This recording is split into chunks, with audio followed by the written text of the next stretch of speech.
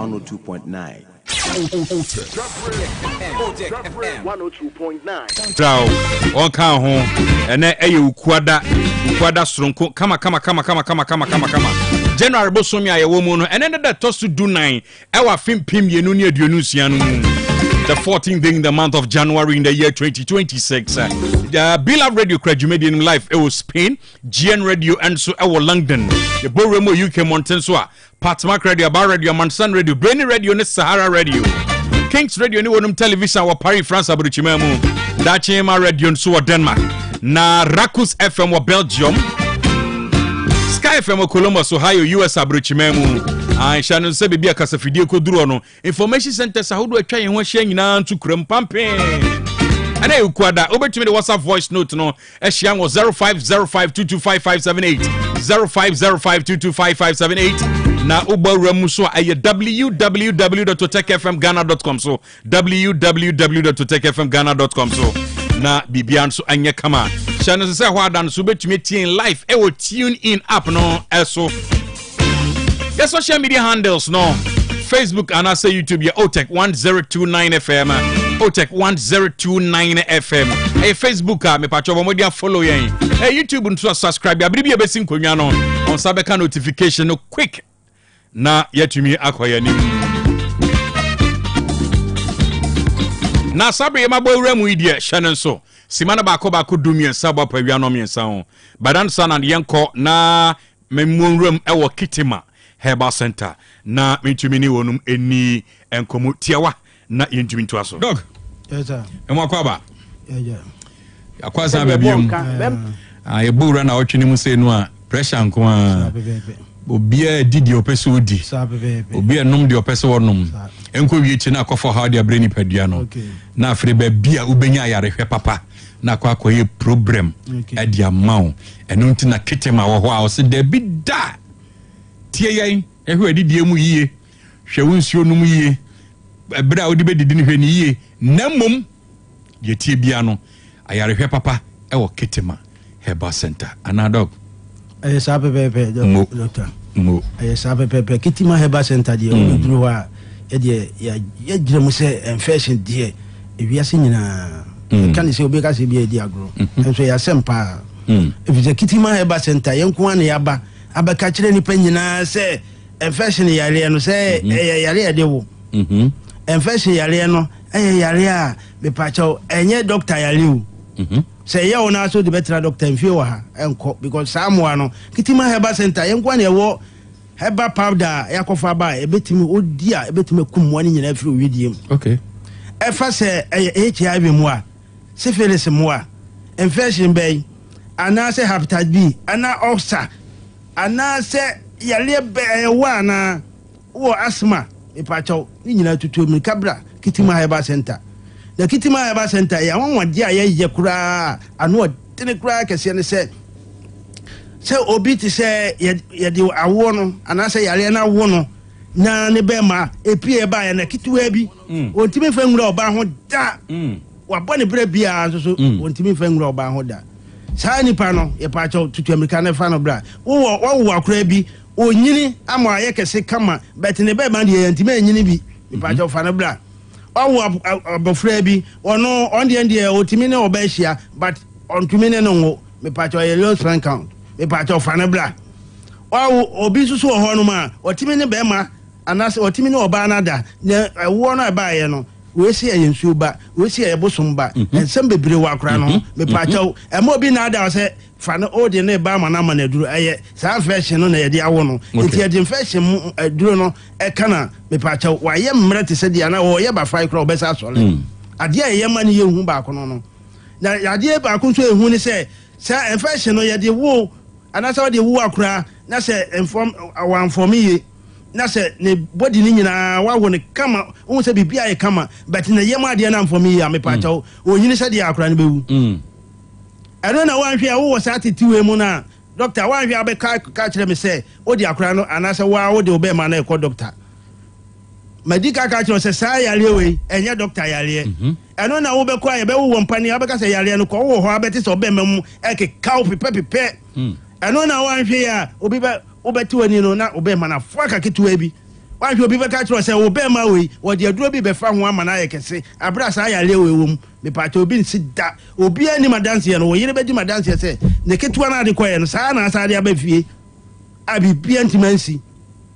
Kitima Basenta, any Ababe Catro says, I'm where, what tin or medium will be or Tim one is a one medium, some one, and in Namhotis and Cocobi, what is a one in them the trim, or tis a Nahunam Chino, now win Samuano, no nice Sheno, Sheno, the entire money she showed, say, and one or mobile Mutuncosia, now Cosiana Abapaya, and a Winnie Parbodino, what is a horse so.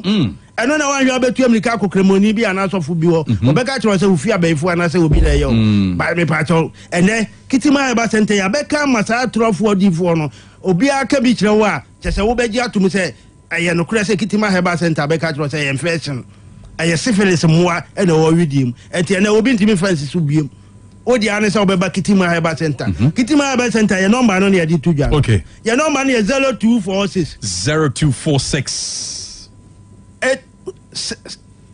91 91 47 47 and 17 17. I have 0246 0246 91 91 47 47 17 17. Santa Maria number no so okay. I have 0541 0541 23 23 89 42 me pacho I know ma ye can say no obi nim say ye bo da wuro foforo no na manfo nim say ye di agro and na oba kitima Heba Center e manfo ebufa so efi say yale ya ye ka ho asemu say me ka kiro say sa amwai so mo be go widie mu na ate so ho hyehyew ho keka ho nam ye ohene nya no nko ahu obetima bu ma obubu amwai utirinya obetima fa usman na ko utimi wura usman na ko e ma wo ye ho hwe nyeye obko tra utirim a odi nsuo na ko gina utirim na odi nsuo ni di ka gina utirim a obeko doctor beka kiro say onya eniyale ana say bibiti sa na enso ni nyina ya moa no wo se wasom kekaw wanu nyina ye horoto wo se bibia be wura menem obeko na beka kiro say koko na yesa me pa chaw wa hwe be ye operation ma na wura o menem obeko beka kiro say oxa na medika ka kiro say sa yale we ebeka wa ensa yale bia ni wa obesa beko yale bia be wo so bia na ye kronko na ade ba ko enwanwan se sa yale we ba so na se be nsonson wo yem a sa nsonson no o muntimi mpie biem na sa nsonson no ana sa moa na o mu wo yem no so no eduro bia ni ho ade be kan ma o mu betima yam afiru yem edu ba so woti wona bo se wo yem nyina age nsonson be ko doctor wo se be ka cho se wo yem nsonson ko a na so da ya sa infection way so mo otimi be hyɛmfe otimi be chese enoma infection emwa no eye no ano odene otimi de nsuohie gina wo yam na akoka okidi otimi de nsuohie gina wo yam obo nse nsuohie na bofa video mu nyina na fe honam ye hyehye wo ye ho hwea enye me pa cha wan hwe ya me se wo betu amerika kodinsinfo eno Kitima Heba Center aba ma sa no ma we nyina breki obi de ye mfie dunum obi de ye mfie aduasa mfie aduanan eno ntini ye ni pense Kitima Heba Center ye wo sa infection aduro okay Kitima Heba Center ye kwa ne wo infection aduro a obenum aduro na betima kum emo na free video mama ho atɔ enti sa me pa atɔ se enka o je machi anka aduro no wo ha ka be 50 years ni enka me pa atɔ nka wo de enka koda dada but ene Kitima Heba Center bai sa yale ni nyina ye tuase aje se wonte ye nka so what yankan kwa na so obetu yanko ade a sa yale no ni nyina betu afi ho emo ni nyina bewu yale bia me ka kiro se yale a ekum nipa bebre ati se infection no onko doctor ma doctor bia kan kiro se infection ekum nipa da efi se na duro ni ho enu ti na me ka kiro se ye di nuro be enua bi akese bi so na ye nuro no enua bi ti se pinyini kan kwa dan kwa kire ka edunom ane hwe mo na ye di aye duro no eti se duro nya bi na be to yam se kim me patcho say HIV say infection syphilis e mo baby e wo yem bia na say omu me patcho ye kan say no enye infection kwa hepatitis B e mo ano me patcho ye nko na etimi tu ase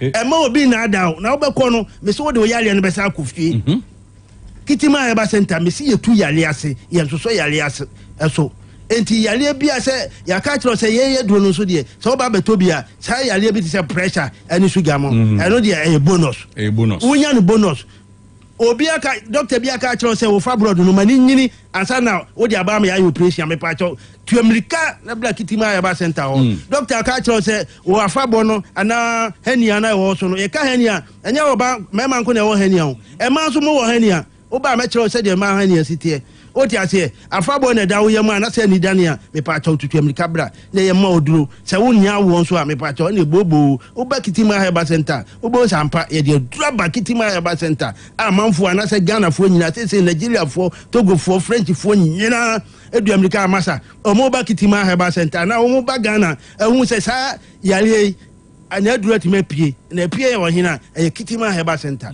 e pie wo Ghana na nso e kitima heba center. That's right. Enti mesraw tutu America na ko kitima heba center na wo ba tutu America na bra abu akwase paase na mom o duro okra na wo se wo ko se paase gawo filling station me pa cho obi abesi ho da wo duro na se wani ayo ntotontoto a free number we 0246 91 47 and 17 0246 91 47 and 17 me pass out Central Maria I also say 0541 23 89 42 0543 0541 23 89 42 That's right. Why are dear Doc made us say? That's right.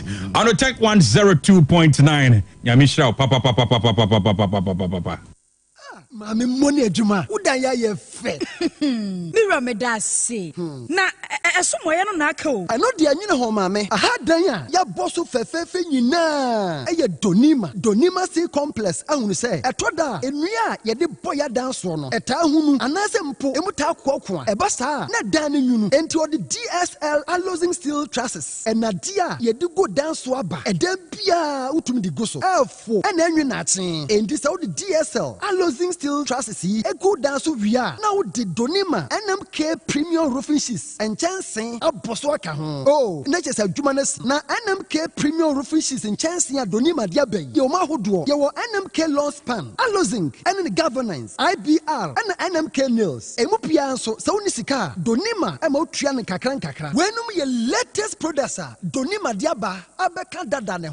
Entimen kwahe. Kwasafu YF Johnson, Obenjiari, Anafre 0244 126625 and 0540 101 555. Donima Steel Complex. Babia at the power F1. Apomode mapade eno ane hepa plus mixture. Apomode mapade eno ane hepa plus mixture.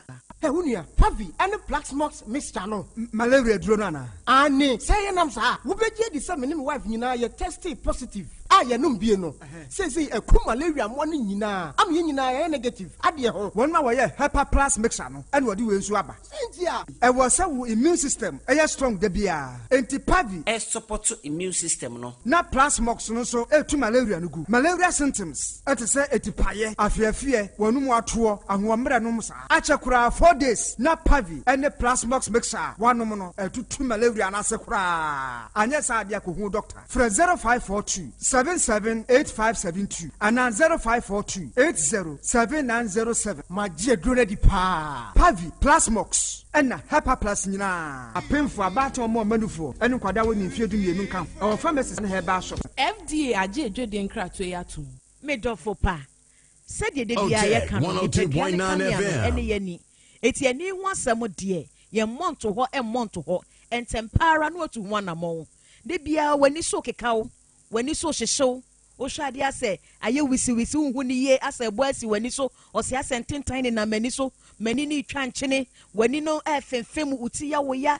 de bia so beba ma ai Dr. Ahwew enso unyam reda empanifo so se ujai de wo ya unya adaje eye ni asem ne yeka ti mesro pemre pa adaje na bra by Grace Hospital ma doctor hwe ni ehwe wani ne mfama wo ye hwe wanim ewo by Grace Hospital ye hwe ni ewa yaresabia ha by Grace Hospital no ye wo breman DVL ne nchen o se kwadwo area hwa bibia ni amienkasa 0244 97 68 05 Apomode mapade eno ane Hepa Plus mixture. Pavi Plasmox Hepa Plus mixer. 2 malaria and Asakura. sweet darling my beautiful baby. Hepa Plus mixture ye busie ya no mama hoden aba. Busumi pini menti ase me do. Tie, Hepa Plus mixer. Enya adwuma ebe ye woni padua no mu no. Afie kra na ebe ye nwanwa mo. Aduro ye ma general well-being. Abusua pomudin ho hia me yie. Esne bibia.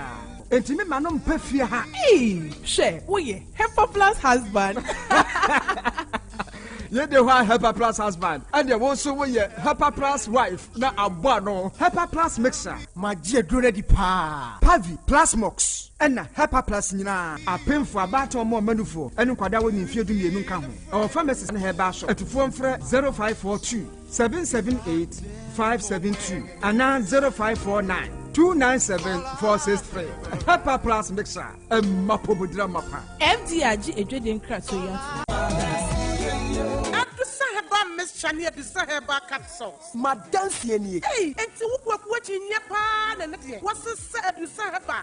What is Sasa? My dear, wouldn't be. And not dear, for once, my Jewish Adusa Heba Messana, who come from Mamiano. Oh, my number Tiwadansi. Miampa Caneno, Namis, Namitrina to Cheme, Nami Coco Yadia so teaching me. May no Madusa Heba Messa, Nina to go, and my free. I do some radio. Yet tried you would name watching. Otec 1029Fm. Ah, Miss a person crying to what you baby. Senya do say have a mixture and come a woo. Now, what don't I cry? Miss Mabua Basu. Nan say, Ujina Brand. A fire Dusa Heba Capson, no, says a Mijina, who's a me a Bamamua. A Jenny, a young crap. Ah, I do some rate. Oh, be to me.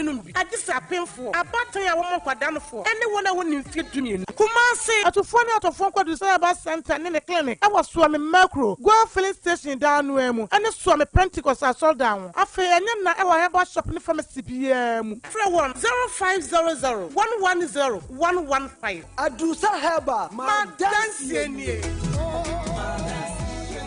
Adeshemaima Valley View University suapon a agye din na agye hini ewo man mu watete anim defo bebre ya wode onim de eboa o man Valley View University etetew ma woyemu a enti ba bia wode certificate bekọ no yeso wo so achechefo a wonim de na osa ni made kire na kire de ewo suapon yi mu Valley View University kire de sua de edidi suyi MBA Strategic Management, MBA Banking and Finance, MBA Human Resource Management, MEd Administration and Leadership, MEd Curriculum and Instruction, NA MPhil Curriculum and Instruction. Waya postgraduate diploma in education. Ne nyina waya no kwasi adanko a. Waji first degree bia. Say eye first class, second class upper, any lower nyina. Wasan ye BBA Human Resource Management, BBA Banking and Finance, BBA Accounting, BBA Marketing. Valley View University eye top up Emma HND holders. Eno kwasi adanko an wo kire wade. Waji SSC abodin krata. Na SSM Maths, English and Integrated Science, Wunya Grade A, Ecosi D, Wasi, Abodi Krata, Maths, English, Integrated Science, SSM Wunya A1, Ecosi C6, Sa necessary we electives non so ye. Waji mature students, necessary wadi free fear num echo, Waya BSc Nursing, and midwifery, Waya access course, Emma Wani Okuta hack, and NAC. Na SSC wa ye adwuma ben fie miensa na wo an no so eye adwuma Valley View University ye wo odion ye ben real line no obetimi afre ye wo 0265818266 ana say 0244786372 Valley View University suapomu okunini no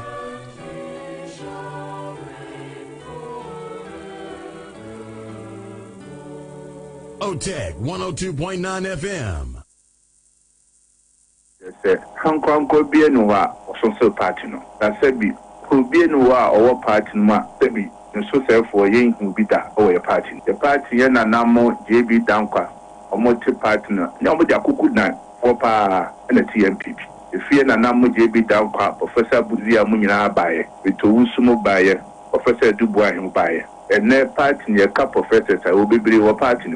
Sebi party no ya demra na ye adwuma amayoku sebi anyenhye wa do pe na betimi di nkonachi wa so betimi do pe asa afiku na mum mensa kwa meka be letter no kwa wasem na ya party no security intelligence unit o mum no e bobo mabaso para ebi say information bia o mede mai bia se anamo bia nkofo bi tu nkofo bia sebi ya bo mo pa se party no emuju a omeka nsem to abonten se be ya aban no ma wo ya enye ya dwin be free so se be ya ye contest no echichemu baba party nim na party de bia de beba no ebobo mabaso. One of such people are committee for Nabonidin, a professor from Pomboati. In Tenyamwa, say, or Kotna TV station, so now Sebi, party a word minister king, party a Sebi, Yakawo, Yasha when you munyam. That Sebi, ye kind wap and Sujuma with a ya, and no crack counterpart new co positioner.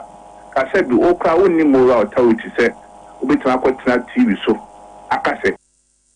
Meaning, sir, from the weekend here, you are ready to leave the party anytime, any day. No, I'm not leaving the party. They should leave the party. They are the fake ones. They should go away, and the true party will stand.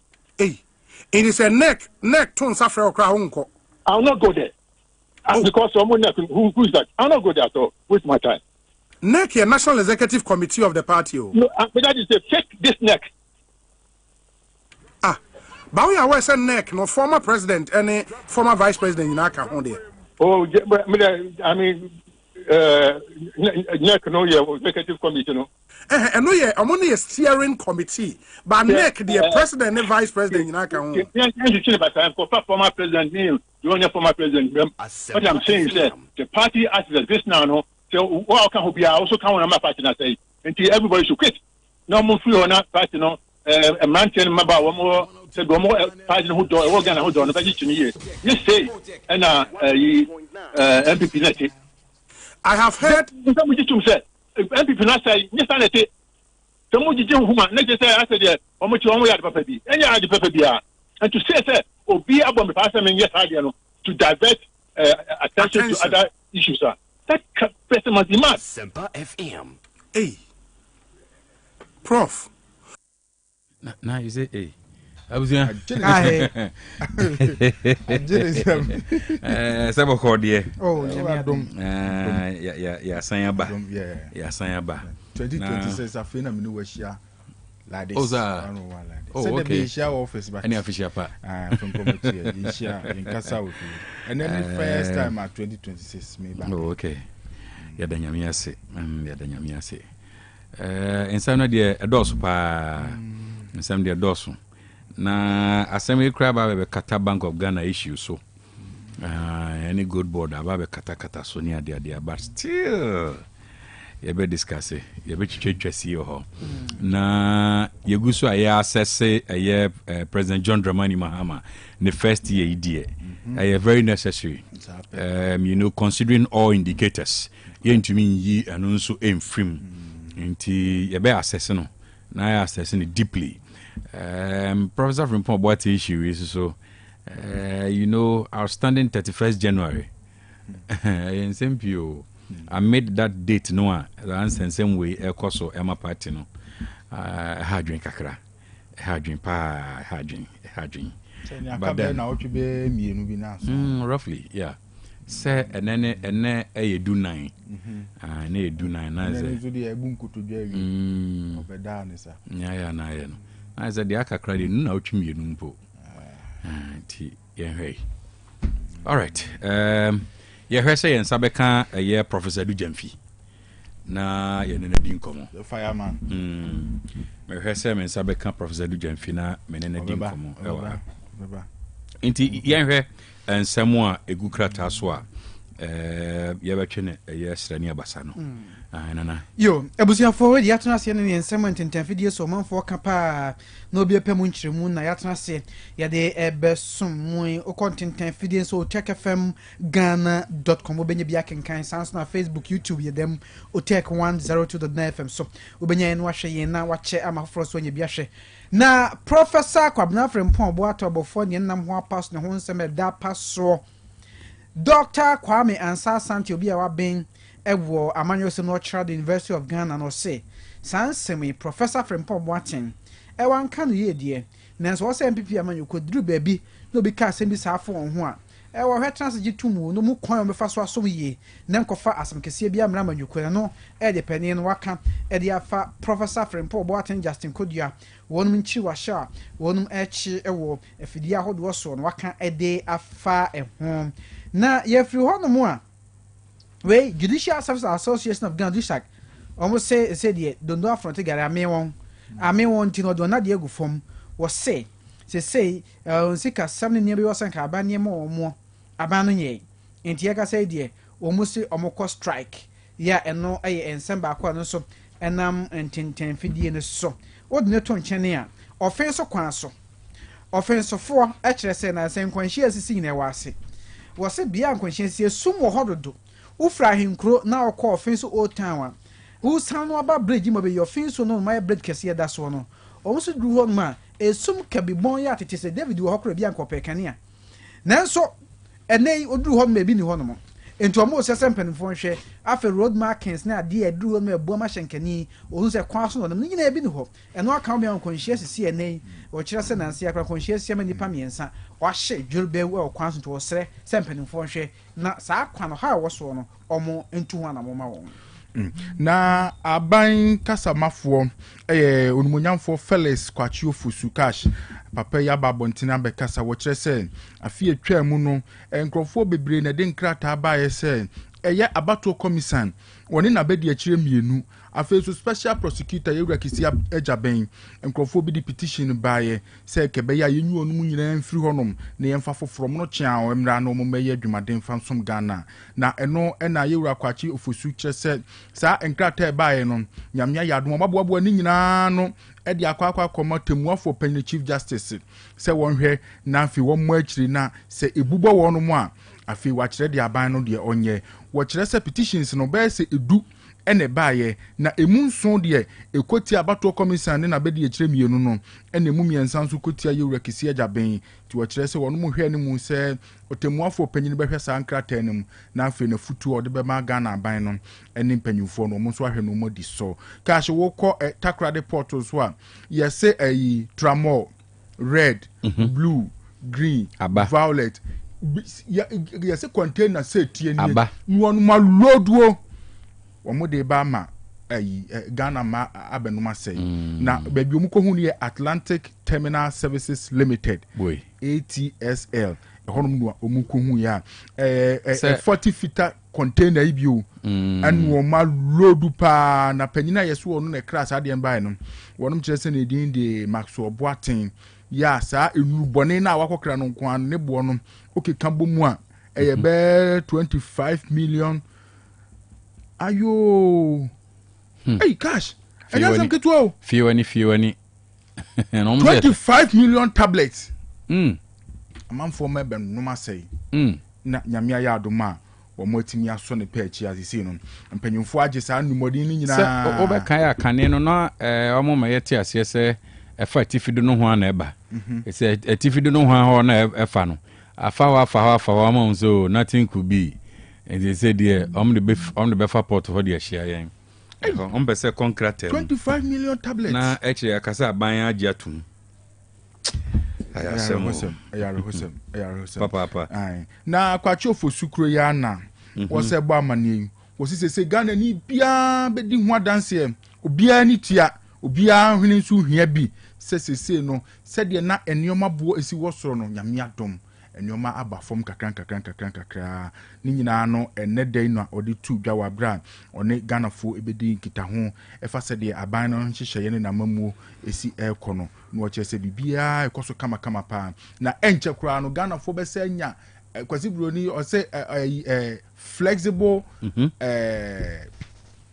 payment system of goods and services na che se eduma aduane ne nyoma ye beto afesi etua bibi ewo baabi ama omodi aye bibi ama ye na na se di dwuma bi ama ye no na che se nyoma mu be ye mre wow in simple put nyoma mu be ye mre pa nti waboya no hoba ewo hono ma eno so ene di efiri hono mo eba na GPRTU afen so driver unions ahodo eka ho nyina no na transport minister honorable Joseph Bukari nipe watu nsade afro mu nyina se wo momra no mo mekire mu nkire no die nti a danse cash wo peka anka nka bia aja wo ko nche yo ho ba bia na yese ka ho odin cash ene wo gina to nsu agogo o ko do pass aprabo kra wo nyaka aden walking distance unyaka no mo a mu fra putu aja ko contrast de ya na asem na rewo unyaka ni bio no gyina hɔ saa bi wa anadwo bɛyɛ no nkono na nipa da sɛ ne nu gyina kwan ho pɛka ɛno ɔkyerɛ sɛ na apart from ɛno so krampo no come to think of it say petrol boɔ no aba fam but it looks as if panyin bi ani hɔ a ana wayɛ krado aban panyimfo a region no ɔmo hwɛ so ana nhwɛ akyire no it looks as if ɛwɔ kumase ha region ha na aban panyimfo no ɔmo wa ɔmo hwɛ it looks as if nana obi anka ho asɛm mekai sɛ bere bi a yɛbɛdi Christmas no ɔmo hyɛ aseɛ sɛ ɔmo yɛ arrest kakra ɛno ano no ɛto atwa nti onim because yatifu no so na ɛnɛ transport operators na obi ankasa nti ama goods and services price da so gyina deɛ gyina ɛno na mente aseɛ but yɛ tum sisi a they will make noise cash in fact car ho ɔden so dura no papa na car no wɔ hɔ but ɔmo ayɛ ready some sisi commuters ntia ɔmo some sisi ahyɛn ɔmo ɛforo hyɛn no sɛ ne ɔbɛhyɛ da sɛ car ho ɛde ne ɔba olodu ha kosi ha na wagye wɔ ha na wasɛ free ha kosi ha na wagye wɔ ha nti kwan baako na ɔbɛgye wɔ 3 times ansa na waduru ɛna no nkyɛn no obi pai from Kejetia to Labor ebesi Amunaga Junction ɔsɛ 10 cedis ɔba bi do Amunaga Junction adane ne ho 10 cedis usi wɔ Labor kura 10 cedis ɔbɛgye na dura nwum na Dr. Mensa ha no so ofuru Kenya ase car na wɔ kwa so usi menshara na about ha kura 10 cedis was a 5 cedis no aje adai we the baby too the guy was I met what you just got queen in yeah and I can forgot from but when yanka me see ade Charlie but say wa lodu ko Kenya ase do pa afro pe almost see mama for two man so I do baby so would mean blame no I ko Kenya say 10 cities no oje and so but the Kenya ase na 10 cities I say na make say no say ko Kenya say 10 cities they just had a meeting na Kenya ase na wo ko no sebi wo ko fa putu oja so obu bra obu and also ko Kenya say 10 cities too much and do pa afro pa men fra ko na nkrofo ko kan all right yanko yanim na we no can finance minister Kano Foriata one can master penny and order no said the name Tamaklu Ghana penny for her some quack for maba no mabejina merenim na eno na also for sharp na hu sam so dia todwa kire se US ba na bo Ghana man ho ba se ko ba se Ghana man pese otwom nyina ba obehwe no maba the offering interference no wonye interference dia ntie no eno na we Cowness Association Cowness Association almost say cast no green cast ni nyina say Ghana kwan ni nye iti asese cast ni nyina anti cast ni nyina gu magaji ya mo hwe ti aban kra mo no nkofa fitafo so ani obekwa kofa fitafo fra bro kira ba ebe o model cash patch number 1 ni patch number 2 for na kasai almost say wo yo ba na so wo dress wi a hey menko ha ho nkotwi makers bia ugina kwan ho a ifuturo fa wonu ho ba ko mienu a na odi fo you are good to go yes ifuturo to omo so mo sre aban twa na ni no mehwe omo no all right samunwe what I cobra ne prof munya botre na minko mene professor Samuel Edu Jamfi or a historian or science political science lecturer at KNUST prof what me come mo official pa. Hello, Prof. Hello, Mina. Prof, me official pa. Penko metwe. Fize sena nyame abo ya ho ban bebre. Mete won kan chepa bro nya mu nyina man te won chese man hu achi mfuturo kra. Da se du be bia na odo ho akosi akra ma won taba ne fuka kra kan. Necessary. How you take 102.9 Asante Mantem Dwabrem Dwumadi so ne edi nkomo yi na ye ba opunu manya ne bone so na nkomo ane yepese ye na otwetwe nkomo ne tintini titia ne se ye assess President John Dramani Mahama led NDC government ne 1 year in office ye ka se wo assess na ehemfa na wo be assess na free na odi akosi yo me dase nia metumi aka se wetumi aso man no mu gyina ho ama Ghana fo a sabri ya na yɛkase last year na ɛyɛ ɔmo sɛ ebe take years, several years and it may make some form of recovery because of post-COVID governance and COVID governance and immediate post-COVID governance. Openi Akufo-Addo no Openi Mahmoud Bawumia offer no into me holding your man together the way nanko man for anticipated said the economic wastegate ne Messiah no ebe to me ne Openi Akufo-Addo ayen woman to me anyene sa Openi Kenoforiata Ghana for twen won papa no wo fa so beba na obu akonta afa ne dwumedi a odi ye ho ene wa America fo nsemu a Ghana fo do na mgiri se befo nyina ehwe ne mu se ye wo fa ne ye papa ne ya de nyina ko beba Ghana naija yensa aka ye busua kama nanka wa be render stewardship of ne accounts ne dwumedi odi ye de som Ghana.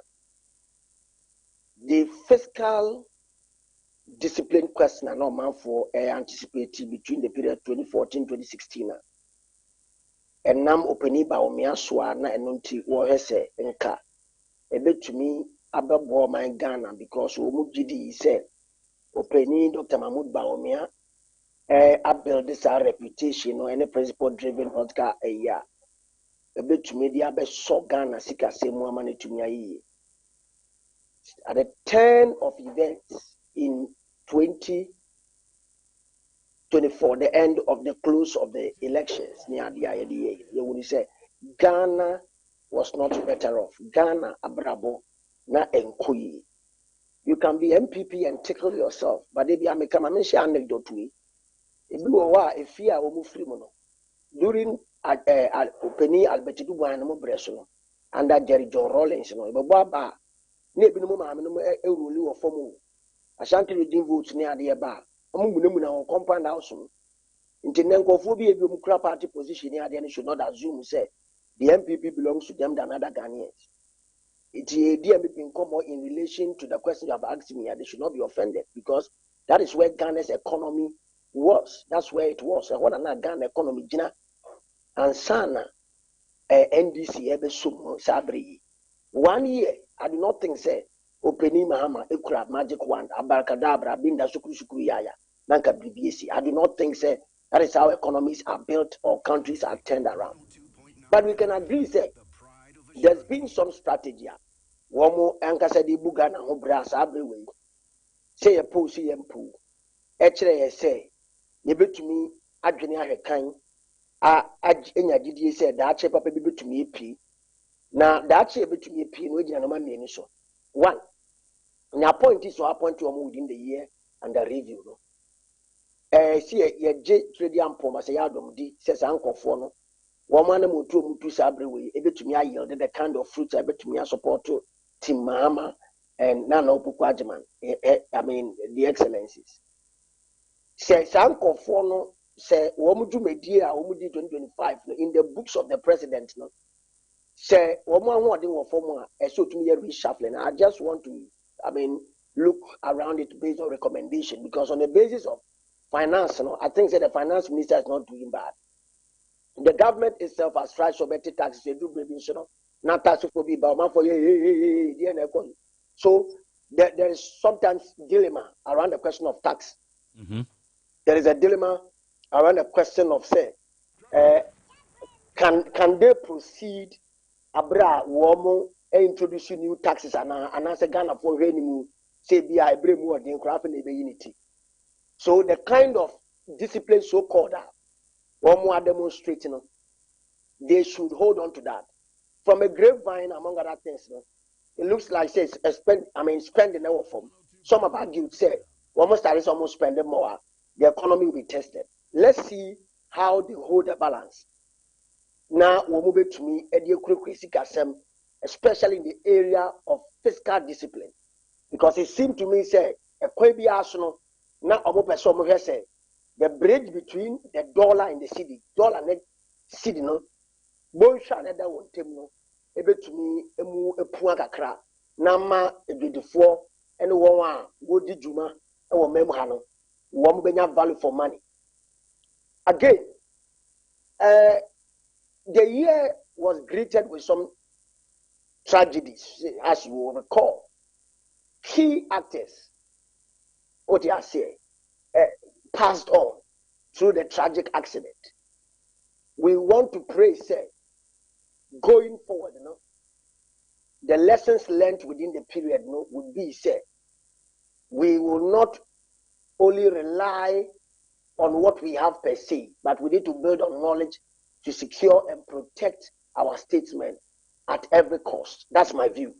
And until the next, say, so playing for I'm offended. And I will never be offended. I've never added my voice to the debate of whether I say someone penny and you're a private jet and I say I've never had a problem. There are private citizens in other countries, including Ghana. Private jet near. It's important to say you better share governance structure in your man. You did a bought your penny for whole buying.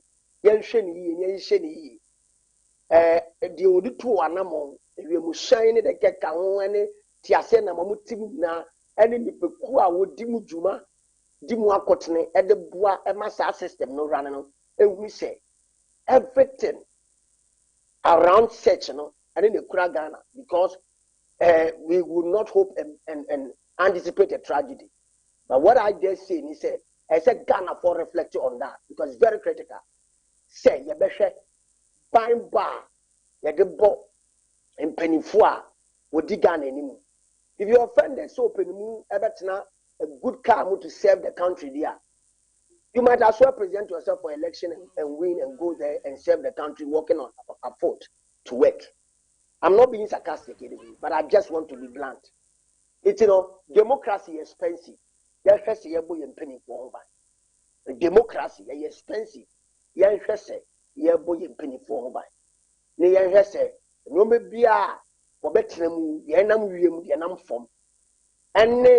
Nipa were experts was some was abia na edu odwumaye ama ye hu se ya asum badwe ye hu se empanimfo ebesoma kosi wo breso. The third leg of the discussion I want to put across telling you say so far maintain say obi ka NDC asem in the past year and now kan abana asem abana suma say yan koche no na say asojafoɔ bi ana policefoɔ ana say people in mufti bi yehunu omo position no sanctioned by the powers that be so mukodi say juma. I think so penny mahama enim say so already mu image on one leg on the economy. Okay, Jida Suba Isofoto Mahama 1 it Mahama 2 no or you're cautious to make history because the Obiamutu easily so be a your part. Say the Kofobi no more $1 million, ya call retirement. $1 million, ya call retirement in India. Only good legacy here, and I'm sure he's mindful about that. Say, one more so we waiting. Nimsa Abia by February, March, on starting on planning to be your moody. One more so you wait. One more so we suffer more thinking about it.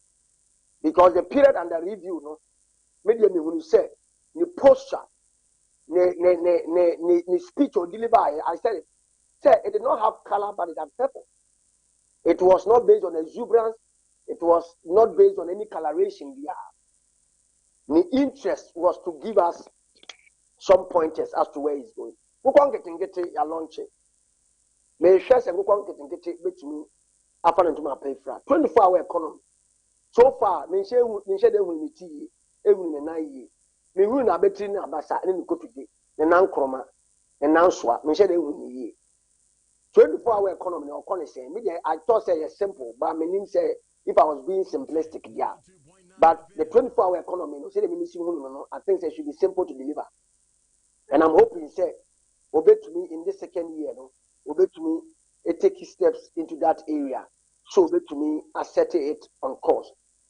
One to me, I won't share our mouth for best no tree. That's our power. This is a redemption. Hello. Prof, yeah, Joe. Yeah, redemption time now, that would be a typical classic African politician. Or no share body winning political power. And I do not think that is the course you want to take. You should be interested in making sure that every pillar, there are the key pillars of the 24-hour economy. No, before I say, oh, food in the year, no, I should now over push it. And I'll give you an example. I believe, say, we have had shift systems over the period in several jurisdictions across the globe, including Ghana. Maybe we'll say a cost shift. It become more than normal point. So I'm thinking along such framework. I'm thinking about the private sector also from the same framework, expanding base. I'm thinking about government creating that congenial atmosphere between us and making a cost. Business is expanded. Now, a sense of what we may do, may you see or cut is or mobile. It means that I bind the strategies we ama industries, any businesses ever as those industries so emote. But also the security basis of things. Street lighting, security camera, doubling on the capacity of the police service and other security services and agencies. Public private sector partnership in terms of security, which we are also in this area, to create that space. I don't say the Ghanaian space is so secure. They say we bet me for public transport and now private transport and you said taxis here we are aware in this country. Uber cars will be here but a moon summer but with a 24-hour economy in perspective in mind, security should come to the front, not at the back of the discussion. All right, okay. Because who created the space to do that? And I want to believe, I say, interested because 2025, you will say a lot of energy came into that area. Agri sector,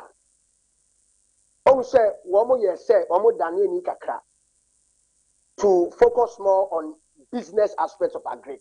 I stand to be corrected. Sure.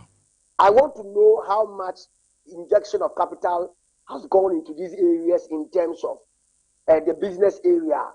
Ebe created the necessary valves near there. Ebe boa ama womanfua won as direct stakeholders, interest groups are womankasa eye kriayo ana woman animal husbandry, woman fishery, all the aquaculture elements ne yeke kan kraba tegina no. Any technology based marketing in the AI, how to create investment motives along such lines to get people having their own plots, farmlands, sitting in Accra or Kumasi or elsewhere. Knowing said, no 1 plot or 2 plots of potato investment. Whereas there are also machines and equipment on the ground, private public sector, collaboration to expand the base to make more business sense. Okay. Oh, it's media, they met to me a can say, what share party are buying 1 year no. It was 1 year of appointments, 1 year of tinkering. Even though you say no more about tire, one more share about tire at the Maya. But I did not see the first year as spectacular one. I saw the first year as the year of holding things together so that it does not give or break. Yeah. And I want to believe that in this second year, they will give us more pointed direction, a better feasible, viable, and will showcase greater results among other things. Yeah. Okay. So yeah, amid a year sustainable expectations, no.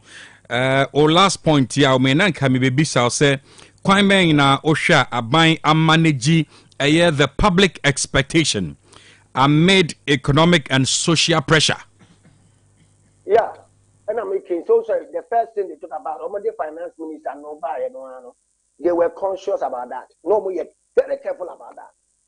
Say Ghana for food, we share galloping inflation, we share the speed, sitting in there falling, depreciation of the currency. Just say, when they came in, NBP professor will take credit, say no more year in the period 2024, in a shore up the economy in ways. But come on, you need to give credit to whom credit is due. One more buy and one more. And when you say, okay, MBP, steps, we're taking steps A, B, and C. Now those steps, yes, so we have to sustain it. No more and yet a partisan about it. No more holding on to data. It shows how smart the government is. Yeah. Two, if they have found additional ways of also showing up or pushing for stability, it also shows the dexterity of that sector of the economy, especially the sector minister. It kudos to the sector minister in that area because now I will role to play to show to Ghanaians say, indeed, NDC bet to me a Ghana no. As so outside so me do no. I'm a man for so come and Romoka. William said, so we share what is seen at the macro level analysis and the micro level analysis are very interesting. Ghanaians, person who say, your cash is still stabilized here. Me to biscuits no 5 cities are. Not a year or two ago, no 3 cities are. I said returning back to orthodoxy. I see it to me 3 cities now. It makes Ghana for a bit more thing supernormal profit. Ghana for I'm a 4 more million. Nipa born for memu hankasa. Yeah, just say yesterday, you know, you're wicked people, and I'm not saying it. I just want to be straight. Normally, we Omukoto Beguho, and Sana, you won't change this way, you know. Into the price is already up there in terms of how much Omukoto and the best story. That's right. If you within so-called current price, you can if you're running at a loss, so to speak. My basic thinking in economics. Okay. Sir, and your man Omukoto, 6 months down the line, we call the same shop. Now, I born on Omode Jimia. Now, a map from the shop, Nasa Kosra. I said, in some countries, any democratic countries, some jurisdictions, no more price control. But I say, yes, sir. In some jurisdictions, they have price control. Africa, Ghana, you maybe say, yeah, what's that? But make us say, so that by us, but I said, you should be sitting here, Basabasaka, Basabasapa. Mamma, or ye kiosk on pitching. Ah, yeah, I'll call Taco. There was a car in some of your bulk purchasing, a boom. So, Sika, as a minister of state, and also, yeah, open and crano, or ye Juma, Naketria, a yakra. Ah, or Didra in Bolka. You or ye hear me and as a mobile one. They be no better no more because of a comma, no kiosk no. Until Germany sound. About until kiosk no. They be an anoma cosmo. Intimate stress say, as much as the leaders sometimes go to the market and check pricing, do computation and do all those analysis, no. One year at the macro level analysis, no. Let us come to the microcosm of things. Let's narrow it down to the basics. There should be a way to have price control and to create, proper open market operation and price competition. No? I think there should be model shops across the country. Well, these are my ideas. Okay. Model shops across the country. That shop na buy who? Look, I copy America blindly. You see, privatization under the structural adjustment policies had its own challenges. If you are studying the structural adjustment policy, the IMF and the institutions policies are it is not always perfect or accurate. But I am broninti. Yes, we swallow it hook, line, and sinker. But there should be models and government, piloting along, for example, provision shops nearly. The government can pilot big shopping malls and malls across. What you are saying? You China more, yes, we are Ghana more. Okay. That is so models are because once we do that, there'll be proper open market operation and price competition. Creating the ceiling without government cracking anywhere. That's right. O course tangent no. Na mebrenity mame put it together na almost so now the sia mame. Yeah, despite the initiatives, o to say the agriculture sector no struggle with low productivity last year. And ye didn't come here, o to say food importation still very very high. Which is critical. Exactly. But yeah share say a few way mu right from the month of June through to July. it's possible you heard him say IMF bailout you betri en ho afrim but said ya wo kan with the fiscal discipline and sustainability no obebisa say enkosi da ben na how are you quite men so and I say free sabre mretente ben and you betumi akushin ya ho with the sustainability and now with the city gain now ye wono entumi nkwaji ensem most especially ye free IMF mu around that time. I will tell you this, man. Can say I want to believe say the head prefect of the ministers, must in many ways, ensure say with the ministers, especially the agriculture minister in the sector. Sectors they should be directly on the desk of the president, especially the area of agriculture. Food deficit. Importation now, any idea is insult to Ghana's economy. It's food production is important. I say that sector you to me engineer process need. I say abide name show. I saw my penny and I said to me show Wellington now otna kamu now ojina sector minister. Now to me a pushing one cause he say you benya some leverage in that area. Yeah, and then back maka basic economics. One more negotiation, one more econometrics, they may be this one, we waste your time. Basic economics, food, clothing, shelter. Food, clothing, shelter. If a country is failing in that area, it doesn't matter whatever we talk about. Money for transactional motive, money for speculative motive, money for precautionary motive. National health insurance, national health insurance, we can term it as a social insurance, a government intervention. It could be even a typical socialist model, if you like. It's an example of what I'm talking about. The need for proper government intervention. And in the agri sector, we should have a similar intervention. That's the point I am making. And we should not leave it at the periphery. Say, private sector, they continue to change. Now, you are computing offices in Accra.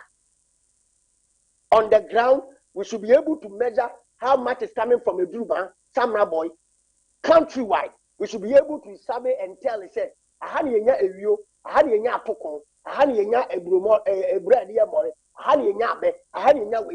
How much is coming in within the 6 months? The next 6 months, what is the target for these areas? What is the level of targeter you want for extension offices and role in those specific demarcated areas? Government is on the ground, not government visiting. Yeah? Africa had the other money here. And you say we are illiberal democracy. When you win the power, you should be liberal. Right. Mate, Prof, before I mean, Obesi Krano, Enra, Free Ben and Nansa, Yanka Binshe Mukra, and Professor Frimpon Boatin, Edna do December 2, just say, NPP Amenyo Kono, and Prim Party, a fake, an original one, Angasangaza dear, a virtual, no, a moon Emma Menoka say, General Secretary. Ababi yina no but the tintin it can say the entire and can say ongoing processes say be on expelling from the party. Do you feel say I was a cosa and an aging no can and as an figurative ayabebu? Oh, say Majiri say General Secretary no India Yamani party no. I want to believe say a go no some go party no. Conform so can some bajo so some begu party. But I can no create win chiro. The General Secretary doesn't know any better than all Ghanaians who have interest in Ghana's democracy. The current executives do not know any better than one more small part, one more Ediommedia to one. Now, that history would judge them or history would absolve them. That history would judge them or history. In fact, history will not only judge them, that history may condemn them or history may exonerate them. It is an amount to be a mutubian. And my name almost say, 2 million cross everywhere. Now, Penny, nye ko yira de ne kan so wunya both black and white keys me boa now they are produce sound. You see, the young men built from the shoulders of the elders. Young men, omo tina mpanini I met no omo de abobra na mpani etamo de otina betire na ye say mpani a wo mo eto fapem no woni nyansa cha omo sa so omo betira fantefo se se ni waja tenten ye pa nyawo pen nyawo ti pen see do it so woni waja ay pa mo tenten ye pa enkyere se woni nyansa che no enkyere se wakọ enim che no na anu ada ye bo degree kakra be ye professor ni ade ese enim wiase nyansa nyina meboa wo be ye party executive wo be ye wenti no enim wiase nyansa nyina context you probably be context you probably be context you probably be catharsis so one when you that time into cathartic because of abai party no a enfuruma e sheke bi mami nkebi e she opinion mu dissent it doesn't matter obi opinion you beka last December or so omo to abani wie ya me buy 2020 me buy any ade any anje me submission because first time you too direct I would remain direct unapologetically. MPPM misbehaving and people want us to applaud the MPP for misbehavior. Openi ku focus na no ni aso ni diem. Omo spin doctors analyzing. Hey, Mranta Yaba, you nyansa do. So let's hope that the MPP will decide their own future. But I will tell the executive say, "One month na so that." And yes, 31st, what do we need to pay? Oh, yes, you pa. Yetia. Inse, the economy there. Say, ja, nkofo high, nkofo mumdi, nkofo atem.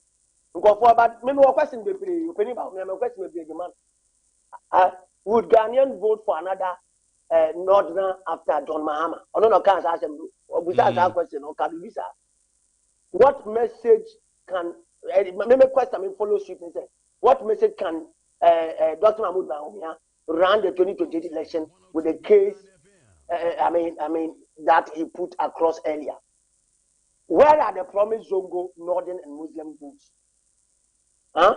I'm going to 10-20 questions. I can answer all of them. I'm not going to Nah. The bane of Ghana's future. And they say you bring a viable opposition.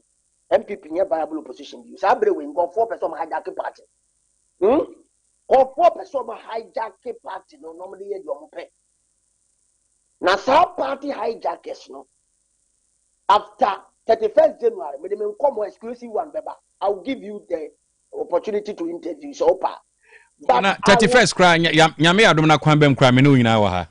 Yeah, I will tell you, say MPP are not careful. Percent you have say no. Oh my goodness, who will be that? 20 follow analysis. 2028 election, Anna. No. Someone yet careful. A party no can never come together.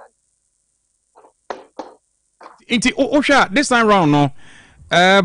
Do they need a new face? And I say, also I'm retaining flag bearer. No, I'm not joking. This time around, no contestants, they are not joking. Maybe research I'm here in Kumasi, in the collective communities. No, I've shared with those I want to share with because I'm not seeking for any popularity. The opinion, but we divided opinion. Who engage Ghanaians? Kennedy PR, other candidates I cannot ever vote Sunaka. If you add what I refer to as the opposition in the context, Kennedy plus the others, any Baumia, Omutu Baumia, that means it's on your popular leader, period. Prof, me that's a mommy phone see her. Why? No. Me that's say 31st you be share studio. Why? Enjoy the rest of the day. All right. Professor Samuel Edu Jemfina to 7 in common or a historian or a political science lecturer LKNUST. But before I mean my baby forbidding common Shannon so say NDC Abi Udela Demwaha or a national communication team member and NPP Jimmy Boachian son or Oka communication team no eho na Professor Smart Sapon, Director of IRID, AKSTU, or ha, yebedi hun komo, but yan kwana mene Dr. Beninin komo tiawa, na fe yentumi and share yen komo na se. Why? Dog. Pepper Plus, Pavi, and a plasmos. No, dog, Yamisha pa na. Se wani ajiu se orahu apomodin ade hia. Na wapomodin ni ngine yi a wasumpo ngine yi. Exactly. Obitumi ka se wani se enkamiwu ana bibia to atwa. Anka ye de ne ntisa. Ebia wo de okọ but o mabia ususu sanka apeso omu gina bia bi no. Na wani a aka echire no anhwe won sa. Eti ye hia se ye bema ye ho aye din sa. Dr. Cash ye po ya pomodin ni de yenwu yenkwa de hia se be gina. Exactly. And inti Hepa Plus Pavi Plus was mesre se unumu bida enenkwa no kopebinom. Okay. Se unum bida bomodin se enne style bi ai kope Hepa Plus Pavi ena plasmos. So cash not because say ya rebi abetina oso nti debi because enkema ya de mo yes bomodin asa bribia obesi afasuo oni padua nti yade no yes wo pia obebawuram eto de bia afasuo na de na concrete kra bibi pem na kra onya slight effect. Yes, but because ahodi wo mu nti woni da so kese nti mesre so the onomo bi da okra wo mpeso beti herbal fo ye nchekere kwa na obuafu ene die na Nyankopon mobro hu so toto sere wo se wo wapomodin ne Ghana yi die nti bowura bebi eton duru okwa o se o pe Hepa Plus o Pavi and plasmos se ahoden papa bi ebeba wura wo one wabusuafo na enam se ne buo so enya dinti Dr. Cash okwa ye woto paye wo ho ye woni nsu de wo pe no waje and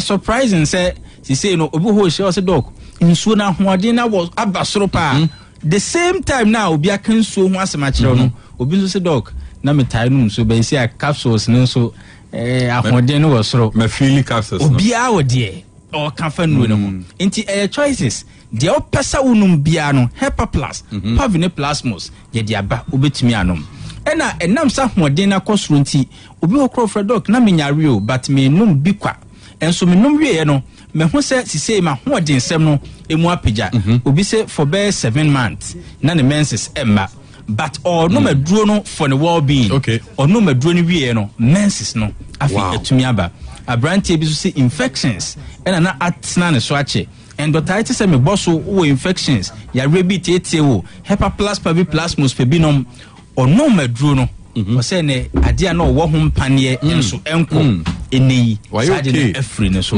abrantie ba akon so se ne yafunum na emu ayi du and minim se what se obi kasa asem ne bi da se obi fili se ne yafunum ni du a bribia no onye okay ase ne ho nye ne yie bi ofili heavy but Hepa Plus Pavi Plasmos no o sha se ononom o sha se odi ye na duru no eni yafuna na emu ayi ne du no bibia e kama mo no so ayi free woman ba kon se doc mo duru me hu bi da mo nka se e painkiller ba me to ase ya na twetweme ene se de ya na me nkotodwe emu ahojo no me sha se me nom Hepa Plus Pavi Plasmos ajedi ene maye okay me to ase no entwetweme ajedi ba kon me kotodwe mu so twetwe so agya o student o se doc me de me nhyeda mpe adrunom herbal kra de me nom but as what drono presenters na ka so we obi a we read psychological crowd to say genuine nti o decide say nom Hepa Plus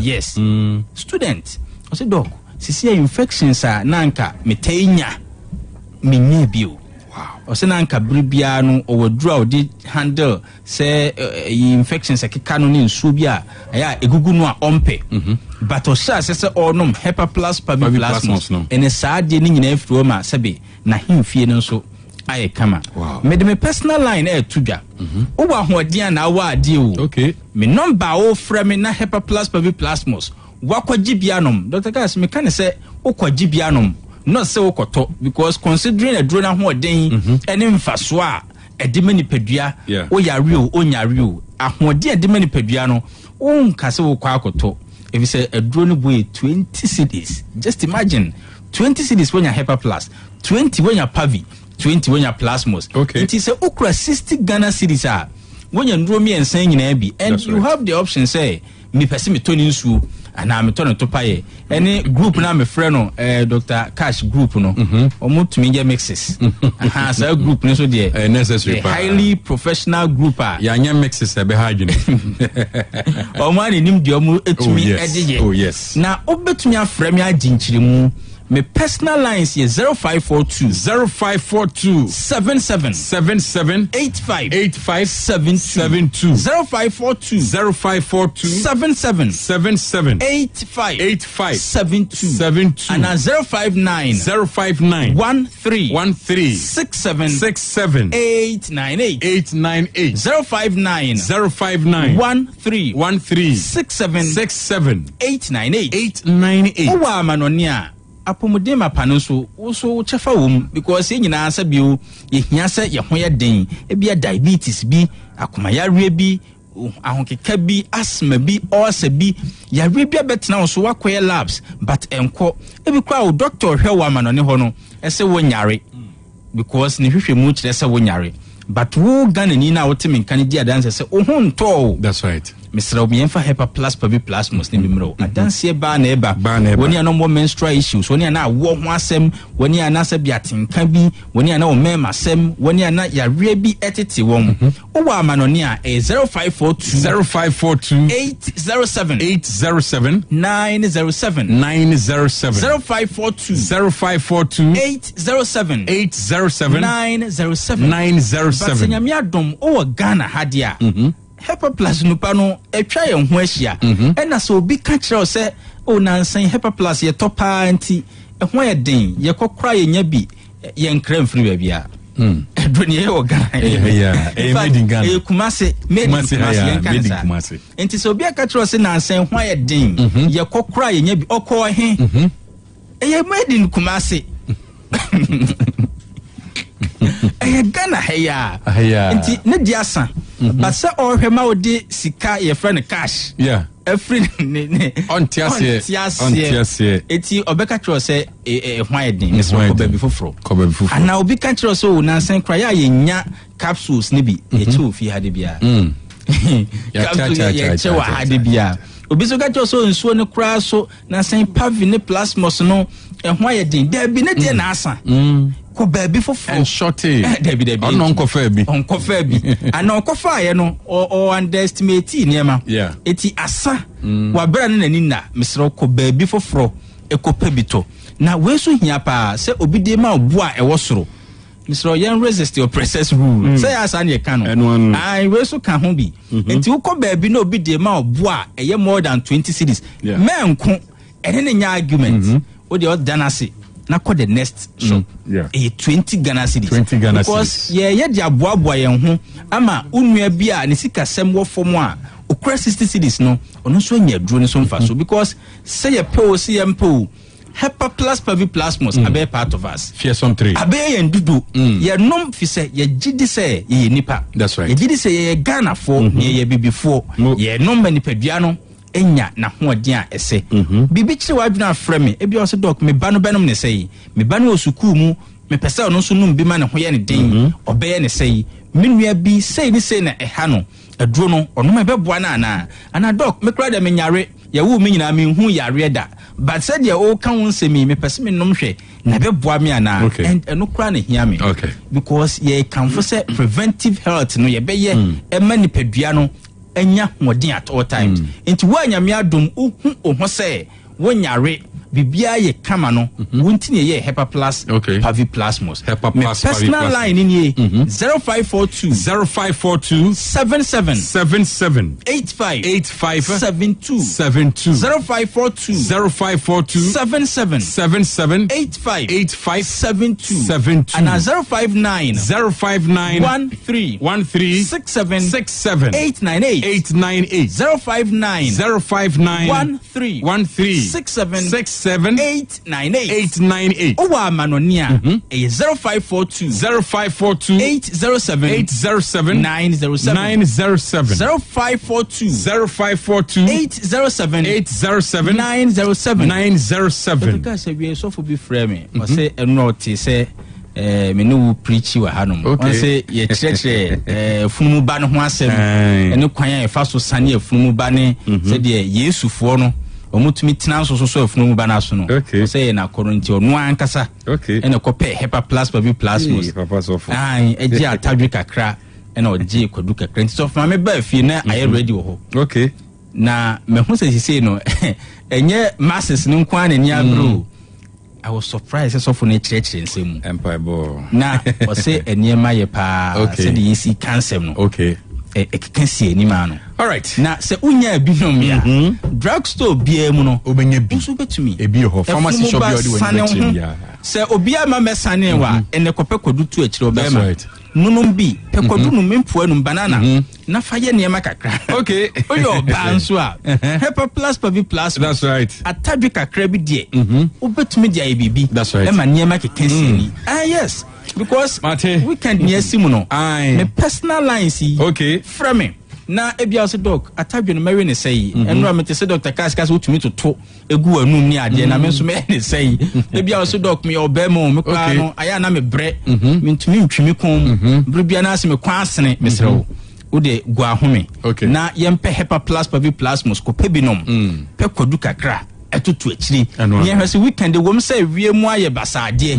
Also when JB entumi mpia na because when you kakra na hu the way forward and intina hepa plus pavi plasmos yes let's say ena de obi ankopa binom ma oba numbi obema numbi oyere numbi ebusua ni nyina adru me number ni 0542 77 85 0542 77 85 72 and 059 13 67 898 059 13 67 898 Owa manonia hepa plus pavine plus mosi what the address no be bia be 0542 807 907 0542 807 907 I say help plus pavi and a plasmos and a die obi ampebi no. That's right, yeah. Kaisa drugstore bi oni wani be chimbia no. Obenya aye fearsome 3. Aye Hepa Plus Pavi and a plasmos no obenya bi e wo ho. Dada. Doc. Memo kwaba.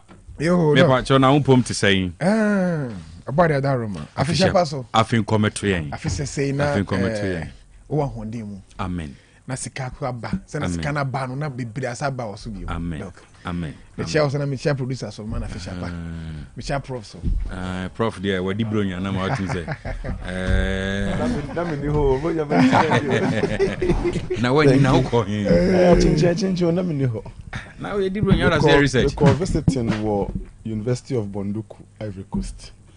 And I spent all the time there visiting my brother, sister university, my brother, in our sister sub-region. To the be a Jagana Semna share. Maybe bring an kakra. Saturday we are in. I believe that young cocoa crab with. It's true. It's true. Yeah. It's true. I have to take a vacation seriously. Charlie. Yeah.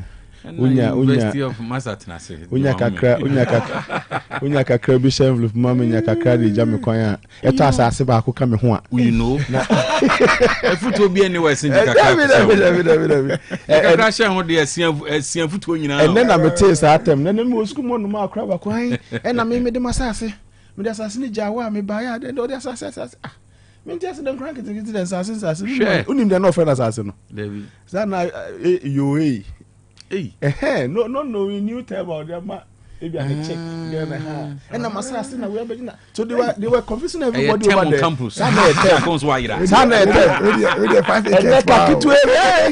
were 5 figures come be the kwan using terms against you and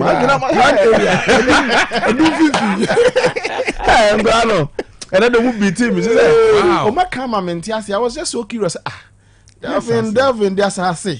Assassin, come. And the who personality who assassin. You guys are smart. Or maybe two. Yes. Oh, Nyamiadum 2025 was good. 2026 yeah, one by saying Nyamima and the man coming back. Oh yes. Would you know what? Toboase. Yes. Nasasana baku. Yes. And a bear so continuous. Yes. Uji we are both saying China way back. Amen. I feel we stand here back on. Amen also for Amen. And so yes, and also a very important. If you are not invited, don't invite yourself. Absolutely. Yeah. Absolutely. It's important. It's important. I feel want to some frame here, man. Absolutely. If you are too available at that crow, whatever we want to happen to you, don't be too available. I think I take your advice. I feel we miss me there. Yeah. I just watch more, talk less. Absolutely. Yeah. Exactly. Nice one. Oh yes, I always thank you so much for the inspiration.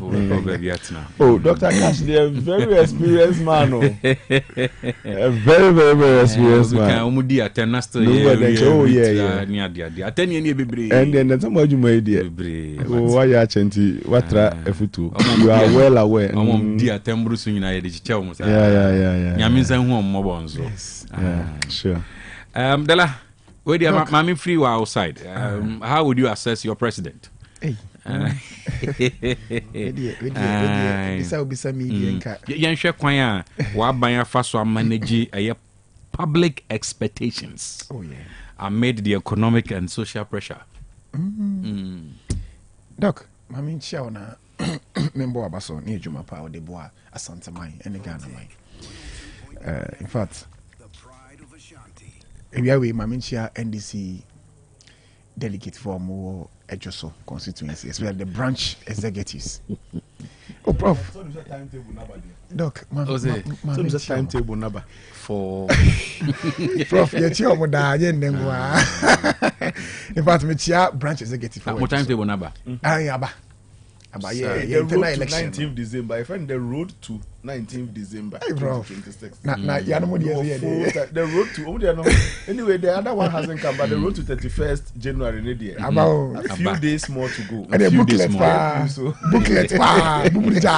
2026. Doc, in fact, Michia NDC executives, branch executive, or just a constituency. In fact, they have been during this victory by 2024 election. In fact, they have been so helpful to the party, especially me. Just want me free. Jumapa branch and NSC as a PSC at the moment. They have done so well from the branch straight to the ward coordinators. They have done so extraordinary. Say a bomb abasopa minim abotre. Obia benyane die kakran and ya uche omiso me fan check say must still maintain chairman anakwasi me man official pa baby obia chairman anakwasi yes chairman akwasi for the sound me so tell you so there. Yes. I just know. I mean, I'm too sign and him. And I'm chair of Takash. The new branch is yes. In fact, Ubi Sami are saying is the performance of this NDC government. John Mahama 2, Sani Efreno. That's right. Because one, a trim that I think the year 2. In fact, you were asking the access of the government. How I will access the government. In fact, Doc, the NDC government have done so much well, have turned the economy to a good position. And yes, and so it is reflecting in the life of Ghanaians, reflecting the life of people, especially Minya Jima. Say na wanu hwan fe say no actually say John Mahama memu no ama ne hwan fe simply means there is a by papa and aba. Doc, physically we how the when who almost economy yes to more economy and compared to first where business were folding up from this country. Unilever money na, ShopRite money na, they were folding up. Naturally say now they were not having confidence in the economy, and that you can say Omuni nasa back simply means they have confidence in the economy, especially with me share economic indicators no. and because Baumia actually winning now. Nkai meduru ha nkai manage makwanka anything concern economic indicators. By number Baumia no also on the or father of economics. Wale Adam Smith when him economics pa because the Kufa do my years on the onya F9 economics mu. It's not the Baumia bano on the Anameboa. During the Kufa campaign, okay, also he brought Baumia purposely because of the economy. Actually, that's ono Ekufa Dankasa no about zero our economics mu. Baumia do nya A1 pano nya Wale Adam Smith. Which economic indicators now? Actually, I say the NDC is doing so well, led by two forcing. One, Doc, why we share your GDP to grow far? In fact, if me share me phones or no, say it is encouraging. Ghana economy grew by 6.3 in first half of 2025, and the IMF targeted of 4%. We share your inflation say doing so well. Now inflation now about 23.8%. They can say in the history about single digits. Simply, Mr. Tofosin is doing so much well. Maybe we show your CD rate, dollar rate now. Recording 5.4. Yes. I mean, thank you so much. Now me go me 8 impo, and then you can say 5.4. Yeah. Wow. Yes. Wow. Doc, thank you for the correction. Me go me see me ka 8 oh. Sure. Wow. Doc, na me sure why. Na me to nkwemu. And I will show your debt to GDP ratio. It is performing so well.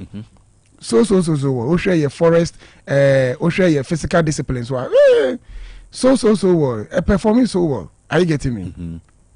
Actually, say there's hope in the economy. There is hope in the economy. And compared to first, where dollar was about getting to about 20 Ghana cedi, and then you can say dollar is about 10 point something. Yeah. You can say enough was liter of fuel. A cost of crack. 1 gallon a liter cry about how much in book at the NPP era. Now you're about Prof. Na liter of fuel cry na NPP. 14.7. Then you can say. Yes, compare. Okay, depending on the station. The station. The Costa. Yeah. Costa. Goel in your mouth. There's slightly points any difference. And was it during the weekend? And I may catch it will be say. I'm anticipating say baby I me to fuel no. Almost see one. Made a share. Almost see me made the day. Prof. Almost see me made the day. I was just I think say mediana me turn no.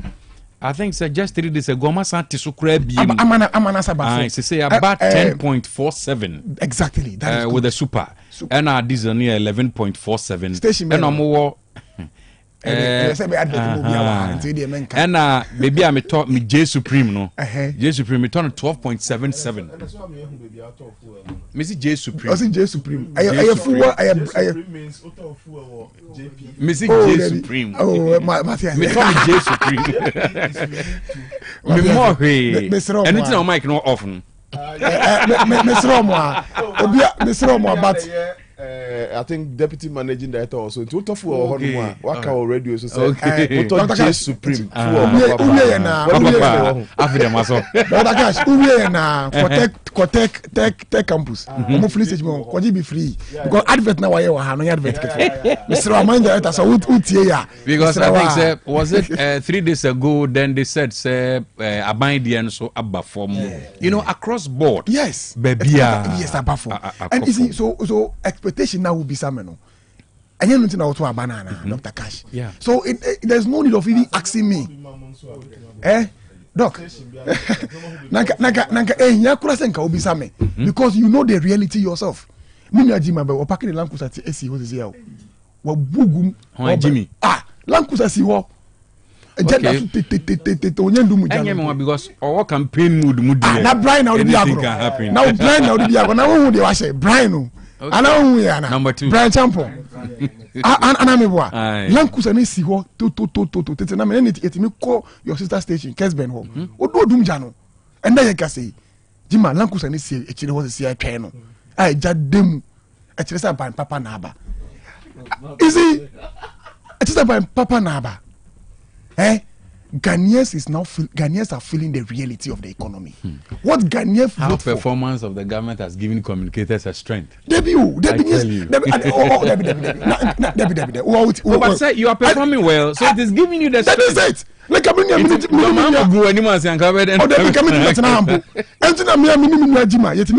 Boss FM. No, Johnny, because they don't performing well. Bisanu, Otimi Johnny, ye minute two ways wa, Minyamba. I didn't hear. My friend now say Debbie, economy ninye. Oh, okay. Kufo gallon, angwa fried tobacco, 1,500. Meeting bekan once him. By the day, meeting my ba, Otec bekan once him say, and then you can say, angwa, I have 500 Ghana cedi.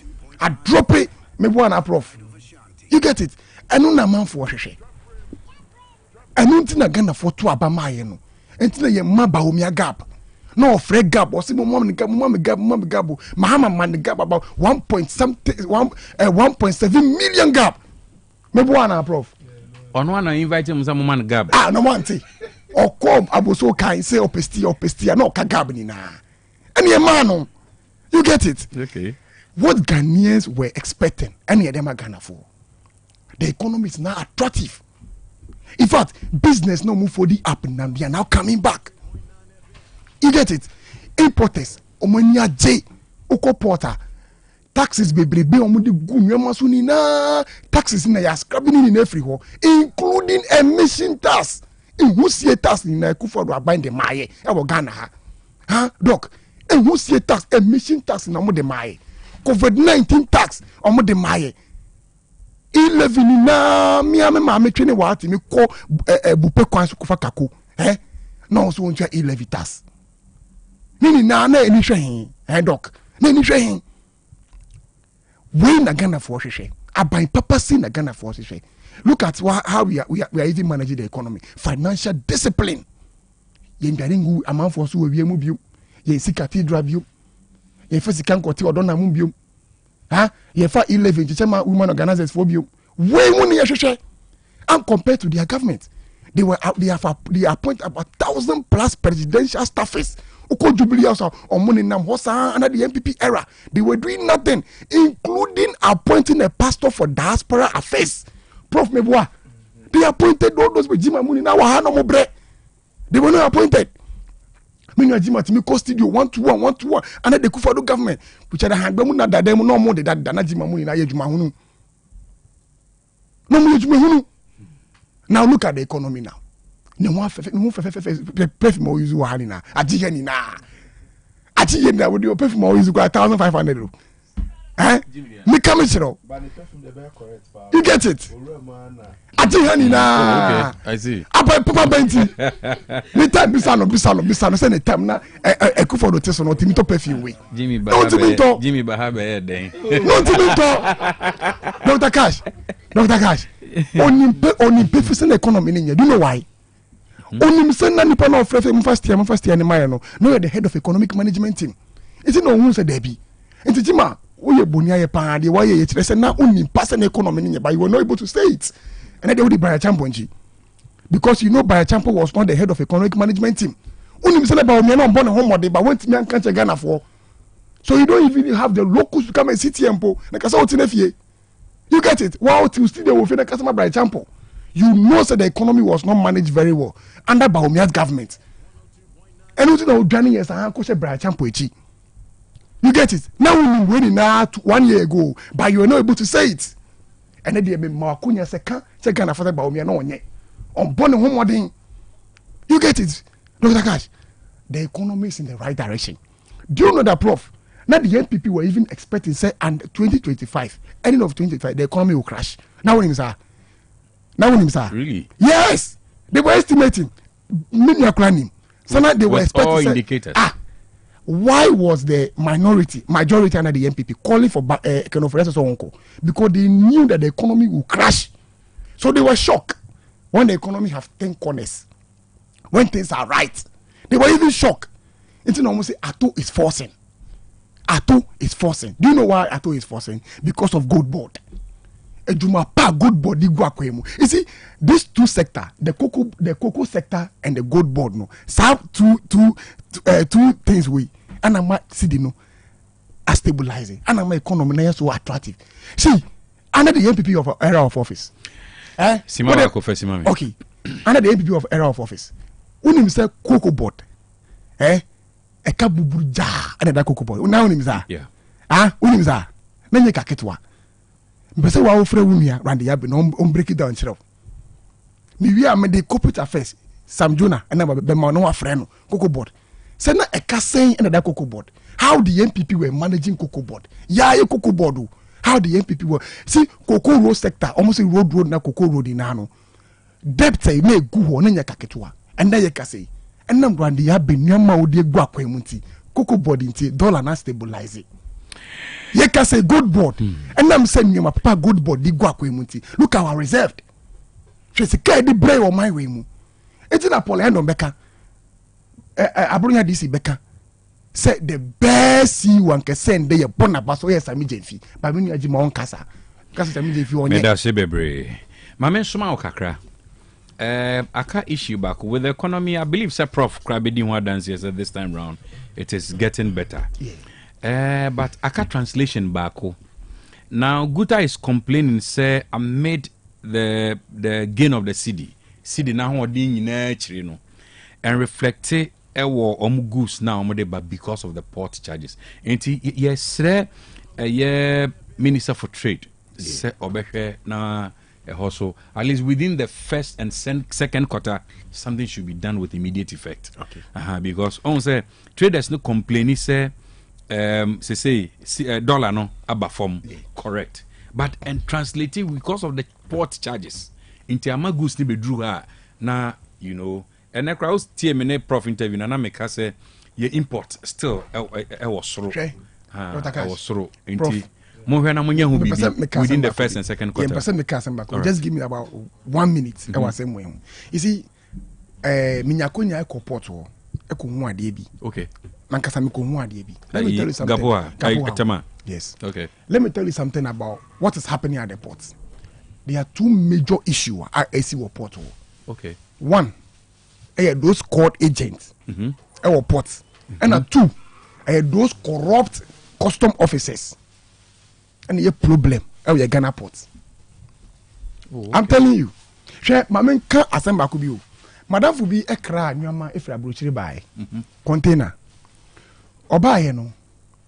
And Golo boy, no, make us say Golo boy.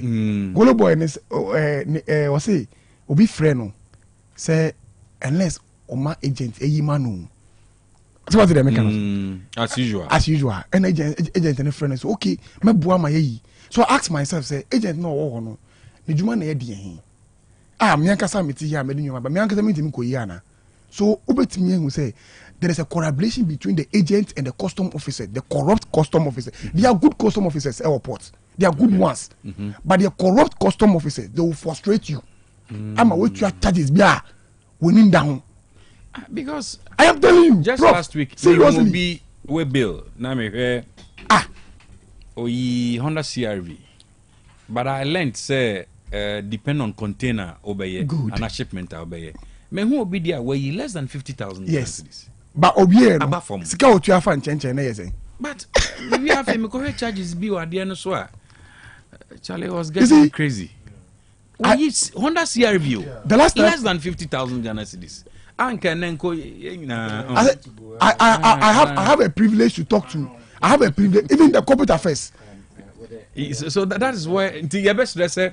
I know. Yes, I have the corporate affairs. No. All right. Gapuha. So that you see the things they are put in place. Yeah. Honda CRV no. Car nisi usually it has the same making BBR. But 17, 18, 19, 20. It is true. So Nina has different charges with the duty. Okay. But I learned say it will also depend on container obey and a shipment. Obey a bar duty no on the vehicle. On the vehicle. So a bit me 20, maybe a duty near 60,000. A bit me 18. A bit me 19. There was no problem. Say met me a less than 50,000 na 2050 model gram okay. Because here you know, it be a torrent, it be a torrent. Me found the answer is duty no form. Yeah. Right, Dr. Cash. 2025 under review. Kind cost of living in 2025 compared to 2024 was moderate to low. 68.8% of Ghanaians agree so. 3% thinks that there was no change, and then 28.2% feels it was high. Enti niaye kada se ohwe odada setenemu ne eba onsem ni sika odi ne niema bo ne niema cost of living generally mehwehwe mu ameyeye Feedback Africa yatunidin Citizens Perception Survey 2025. Okay.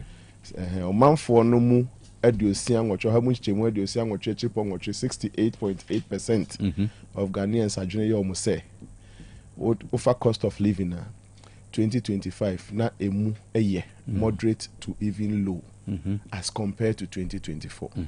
And I think say majority of Ghanaians will agree with what the percentage of citizens are saying. Ebinom also said na it was very high, 28.2, but over 28.2 no, a no even half of the percentage that says it was moderate to low.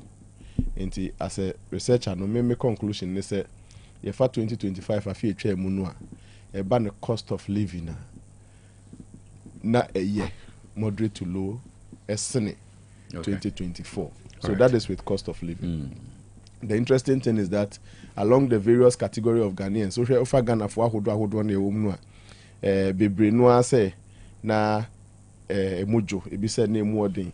In fact omu anom se emu odin pa no na ye traders any teachers.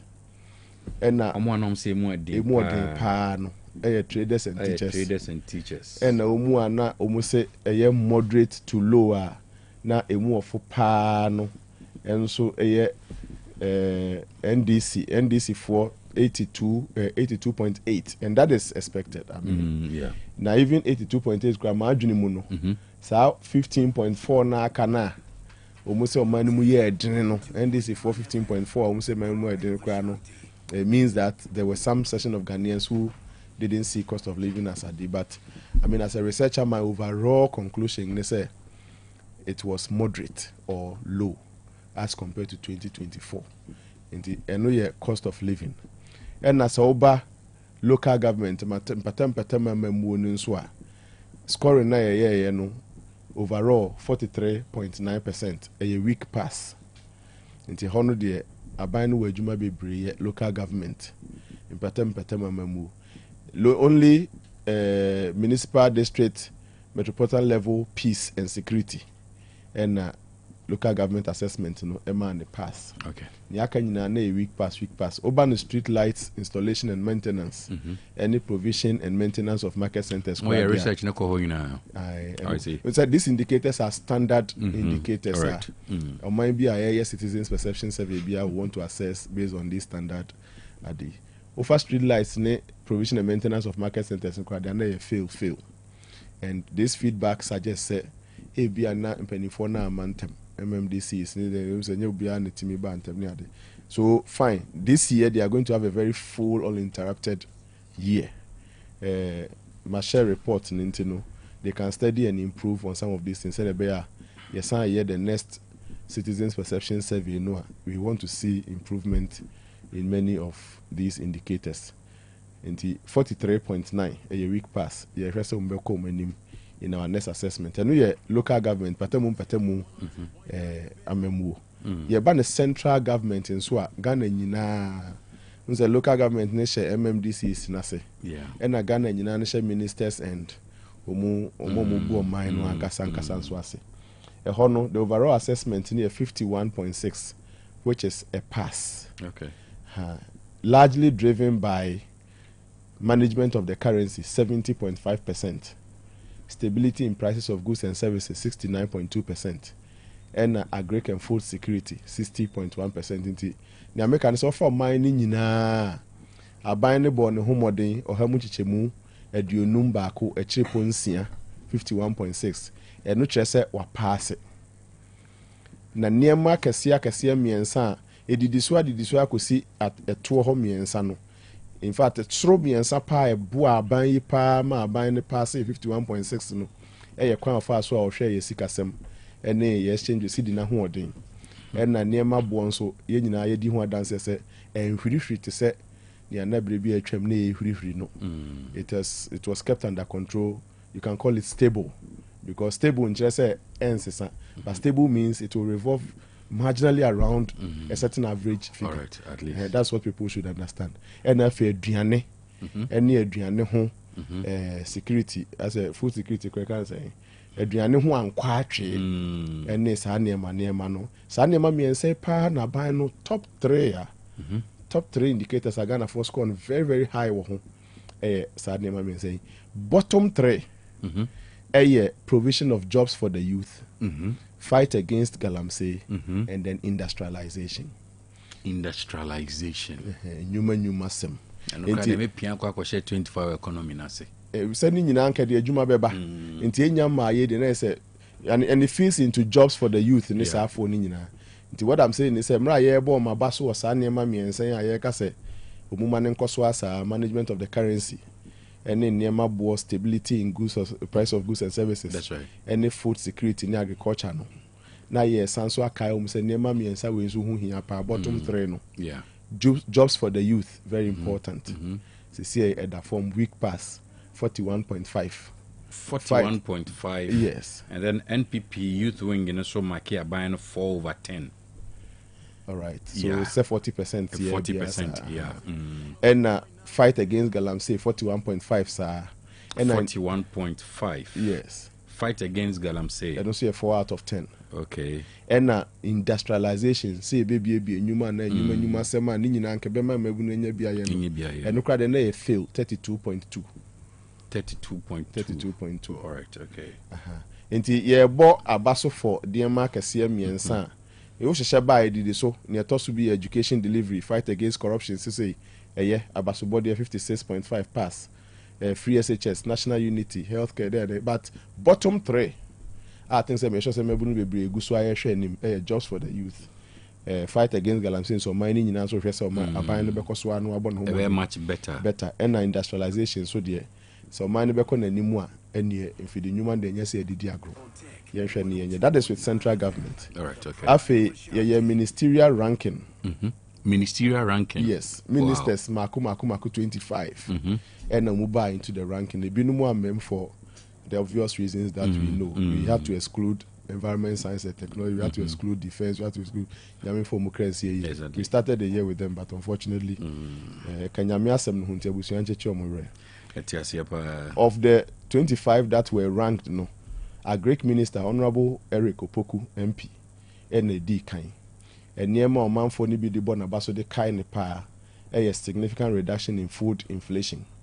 Ghana hana eniema buo ne aduane buo de we na esi wo so hono na enye enti setimia stabilize and most of the inflation na near 5.4 ya near most of the items or the things that pulled it down majority of them na food inflation and about from in fact port for no guso kasa not because the exchange rate no enye but it is because of the imported inflation sabi yem control bro for the prices no. That's the issue. And the things that comes there no have their own standard rating. It brings some competition into our market. Into that one, and then the management of the Feed Ghana project. Supporting farmers with fertilizer, buying farm produce from farmers from their farm gates. All right, I made that. More to me share the reasons why you struggle with low productivity. In which area? Agriculture. Okay, so I don't know. And food security. Agriculture and food security. Agriculture and food security, no. We got agriculture and food security. So we became agrarian again, and then food secured. Food secured means we didn't run out of food. And then I ran to a copy pizza. Food security means we didn't run out of food. So that's here. But I think what we have to edge on, say, Penny or Ekopoku Tia, Honorable MP Tia, I think from this stage, among forward several debates, people are thinking so Ubeshi and Zoo. in so ne toy and one year. Oh, me, I just want to be. What I'm saying is that a banner pencil. And also, me concern baby and maybe San Crano because productivity was low. Yep. And my food importation remaining high. The food imbalance here yet. Okay. I agree with you. Imbalance here, but our production was not low from the figures. From the figures, it wasn't that low. No, it wasn't that low. Because average. Average. All right. Okay. So we are not going down in respect of agric and food. We were rather going up. Okay. And its effect. Agric was yeah. And I make us say so. Person sustaining momentum now. Until the amount for debate no more can. Say I know what in so ne toy. Now say basa fibi so ne so anta. Because like you are saying from afar, so the Etienne said cereal so about from kakra. Yes. Into say the local farmers local farmers no grow a bro. You say yeah tall. Newman's ba yeto. Meanwhile, so prices no so from.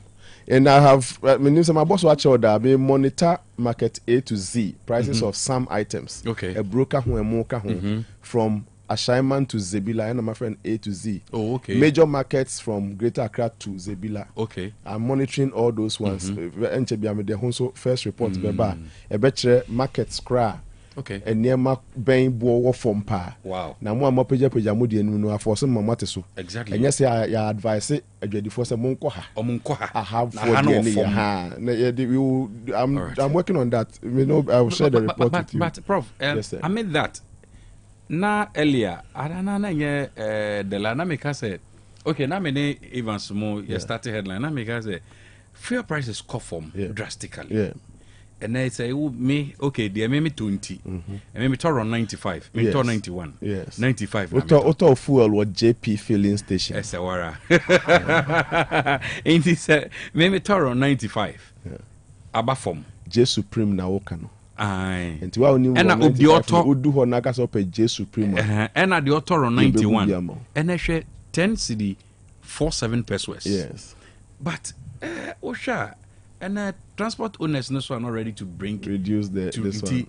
Or no about food stuff na bano. Who say fuel no conform, but still food stuffs no price no that's what I was so. Yeah. And it looks as if Obia and regulatory at the end of my we chose to practice an open market system. So what you but when you open market as a me can't send you be a control over the pricing so because on your na just better so. Anyway, a sanka open market system no so ma afofron so control over their price say media mete so. Into a sanka obi atran them estimating the cost. All right. So nanka me free akọ kentampa me tofu ole bia 5,000. Sisi e so tie nti aba bia 4,000. Ene maame ya me kofa ne niam yi. Maame fa niam na nye no 3,000. Say obi afa ne de no ye ne calculation. And so we say we are practicing open market economy so adebeche no. Nigeria the format a platform no we are from no unify it is open market on paper but price control regime reality no we practice something different. All right. A whole nice regulators in them but me the man who see me more top 5 ministers in Abaso. Okay. Honorable Eric Opoku number 1. Eric Opoku Agric. Okay. MP. Honorable Dr. Kesel Atoban Forsen MP Finance. Okay. Honorable Dr. Honorable Haruna Idrusu, MP, Education. Honorable John Abdullahi Jinapo, MP, Energy. Honorable Muntaka Mubarak Muhammad, MP, Interior. These are per the 25 ranking, the top 5. Honorable Aswansi MP. Yes. Then the rating, good. Some of the comments, maybe. In fact, energy, largely it is driven by initial challenges on anyhow as at now what we overcome in terms of the threats of doom so how we were left with less than 7 days. On one like Ghana for 2 days no more. I was not happy with those comments at all. Anyway, yeah, you were brought there to solve the problem. Now you have solved the problem. Ghanaians are giving you reality. Yeah. One my reality. Trumpet. Yeah, for Alhaj Mubarak Muntaka, you say his imposition and management of curfew at some selected places. Oh, okay. Improving security and human safety, retooling and re-equipment of security services, and then security service recruitment, and as a transparent security service recruitment. People think that he scored some marks for opening up the system for people to see. But my top five numbers, so no, my main notice those are the lower side. But last down for last down for no crowd. They only say Felix Kwachofosu, number 20.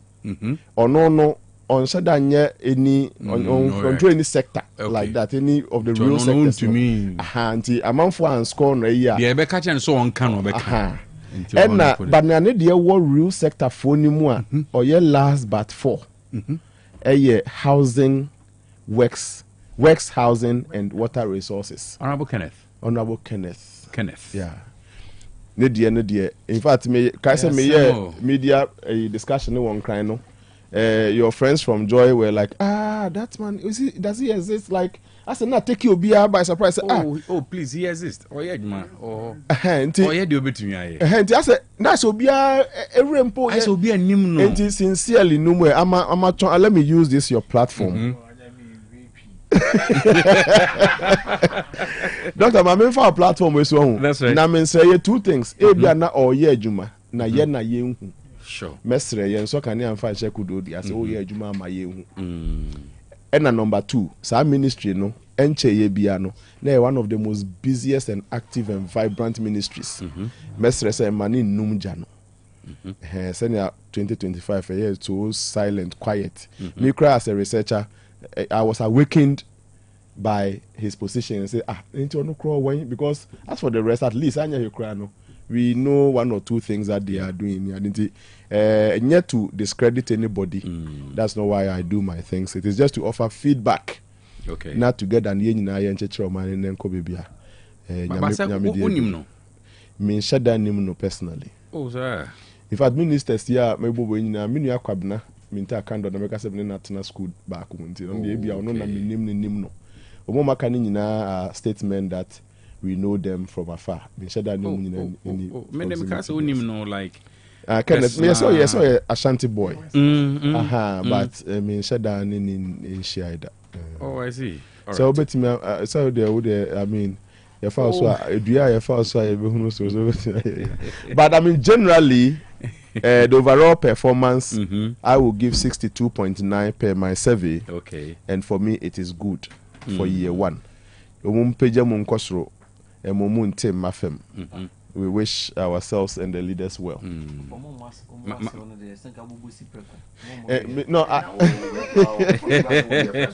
oh, you're interested in more? No, but it is also intriguing. Kakra trade and industry. So what for me, the position I'm not too happy about it. 19th position, and employment, labor, relations, and so Rashid Pepper. So what I think 20th position or so. For me, these are very active ministries.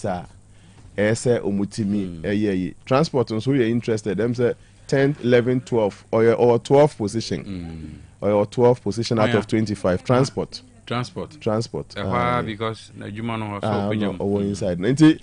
Obia, in fact, I've had a lot of feedback from this. That is Honorable Kenneth. Yes. Kenneth Gilbert Ajay. Kenneth Gilbert, Minister for House. Oh yeah, Juma. But it's just that you have not say house in common. But he's really elsewhere. But he's really in fact. But this is the impression from across the country. We just said and honestly, the caveat is year 1. So we are settling down and those things. Now in 2026, there will be a full stretch of time. And the honorable in fact, I saw a joint news item that says construction is declining. I think that most of those falls under the ministry. I mean, year 1, this is a feedback. Let's come back stronger 2026 now. Let's see how things will go. We wish all the ministers very well. On your last Minister of State. I don't know. When last? Or maybe zoom in. Or your Minister of State, Honorable Lydia Lamisi Akanvariba, Minister of State for Public Sector Reforms. Oh, all right, okay. Minister of State for Public Sector. Yeah. All right, Mami Kuti, number 2. Mami T number 2. Number 2. Avijapa. I think committee, doctor. One chapter. I'm saying I my notepads. Oh. Next time, I have my notepads. Because Michelle Nyoma Jimmy Achro Honwa. 30 minutes. And yes, okay. Number 2, young guy. Dr. Cash, Mami, and I was say, na me French Yasrunko, Emma Bibia Wajabra Uti. Sanse ene ayeda ide kanya me de abamujumedi so afe 2026 munti no memfa kwanya na memfa happy new year kese pa emo bibia wajebre na otie na memfa ya akọ kese so memfa mamo within the Christmas and say enyina ya nti asem de de ya akọ kese ema ebusuane the entire Otec FM station na for the loss of your beloved. Na mentoa so ewo Dr. Brian Champon akache nyankopon wadom 276 constituencies across Ghana. We ni nyina kama a obe start the second phase. Na de bia ye ba second phase. Yes, obe second phase of the 275. Very good. Okay, second phase of the 275. Any possible? A second phase there, but it might not be the 276. Oh, okay. But because the 276 need taking 4 months there. To look at second phase, it would depend on the structure. All right. This one focus on specific constituencies. Maybe a bit my cluster. The next one bit my cluster. Maybe a better constituencies that boom 5, 6 need the account in na. Right. Until you're born about so congratulate you know. Say me buy beer na me can and name be about Dr. Brian Champon. The fact is say oye decisive. The fact is say oye discipline. Assessment the fact is say oye driven by a lot of things. A man jumedi eye kama. You do race so why? Na oseme na oseme church and nema bebre. Na adwuma we na ye no doctor. And maybe on my one child will be fit. Oh, okay.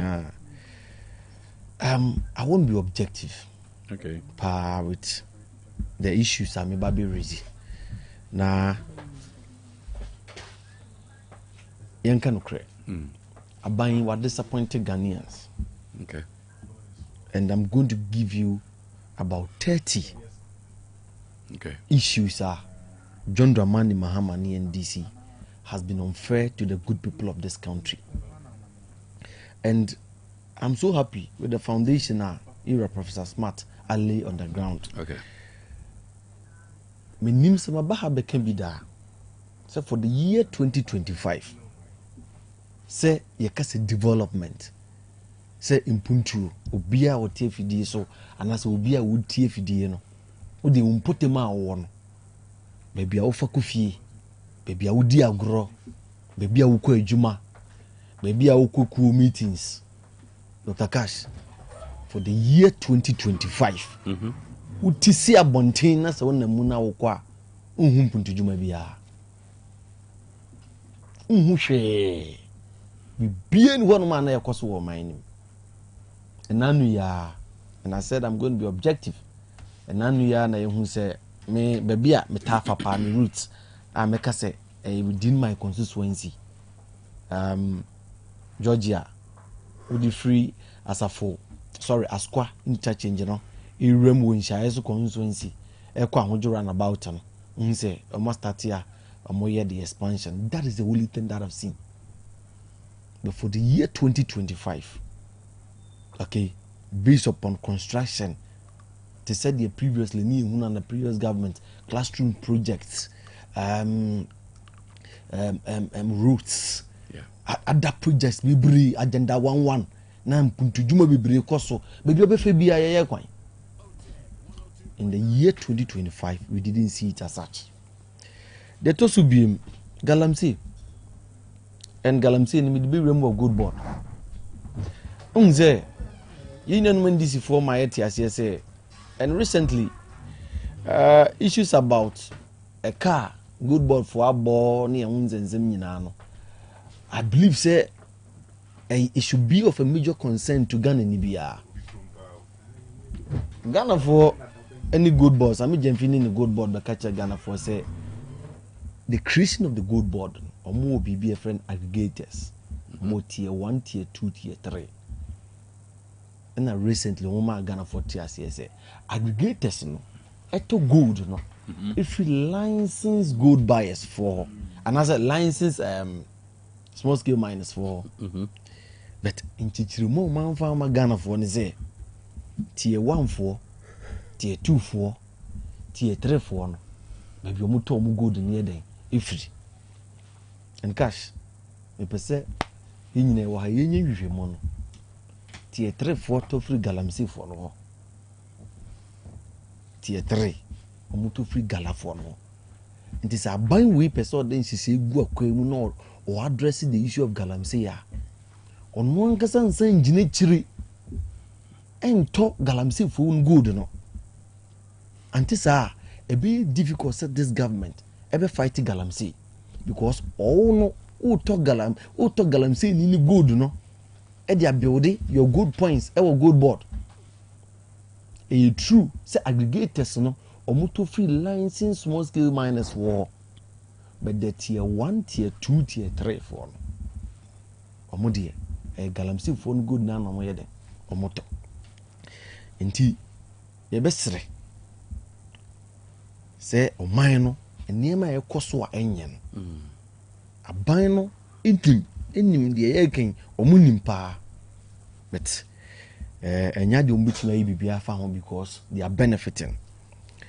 Ebiem on the issue about jobs, the KC ebeto about 2024 na yin no to unemployment rate no ufa ha no mo pile but ene dia me no kase akoye boache bidin ejuma ho sem ato ape emebuno say bet na ene muketi WhatsApp groups na also no ye nkofo mo ye also no mo ye beto so a na nkola no twasa edi wani yedi nya kakra no nya kakra enti gambling aban and this is otia kunwa so because say wo ba no uma emebunu no tiase se adwuma ho ato ape na yemfa wo mining nse wonsa na wo de adwuma beba formula amo the formula nyina by 311 and as 133 mumma formula no do campaign no moto but saka to me no Dr. Cash ene tifo iti dwumadi akwakoye asam foforo emebunu no guso a omobo aban ni punum because nanka the 24-hour economy ni crowd Dr. Cash enya about the creation of new jobs enya fe na ukobo foundation enya fe na ukosisi adan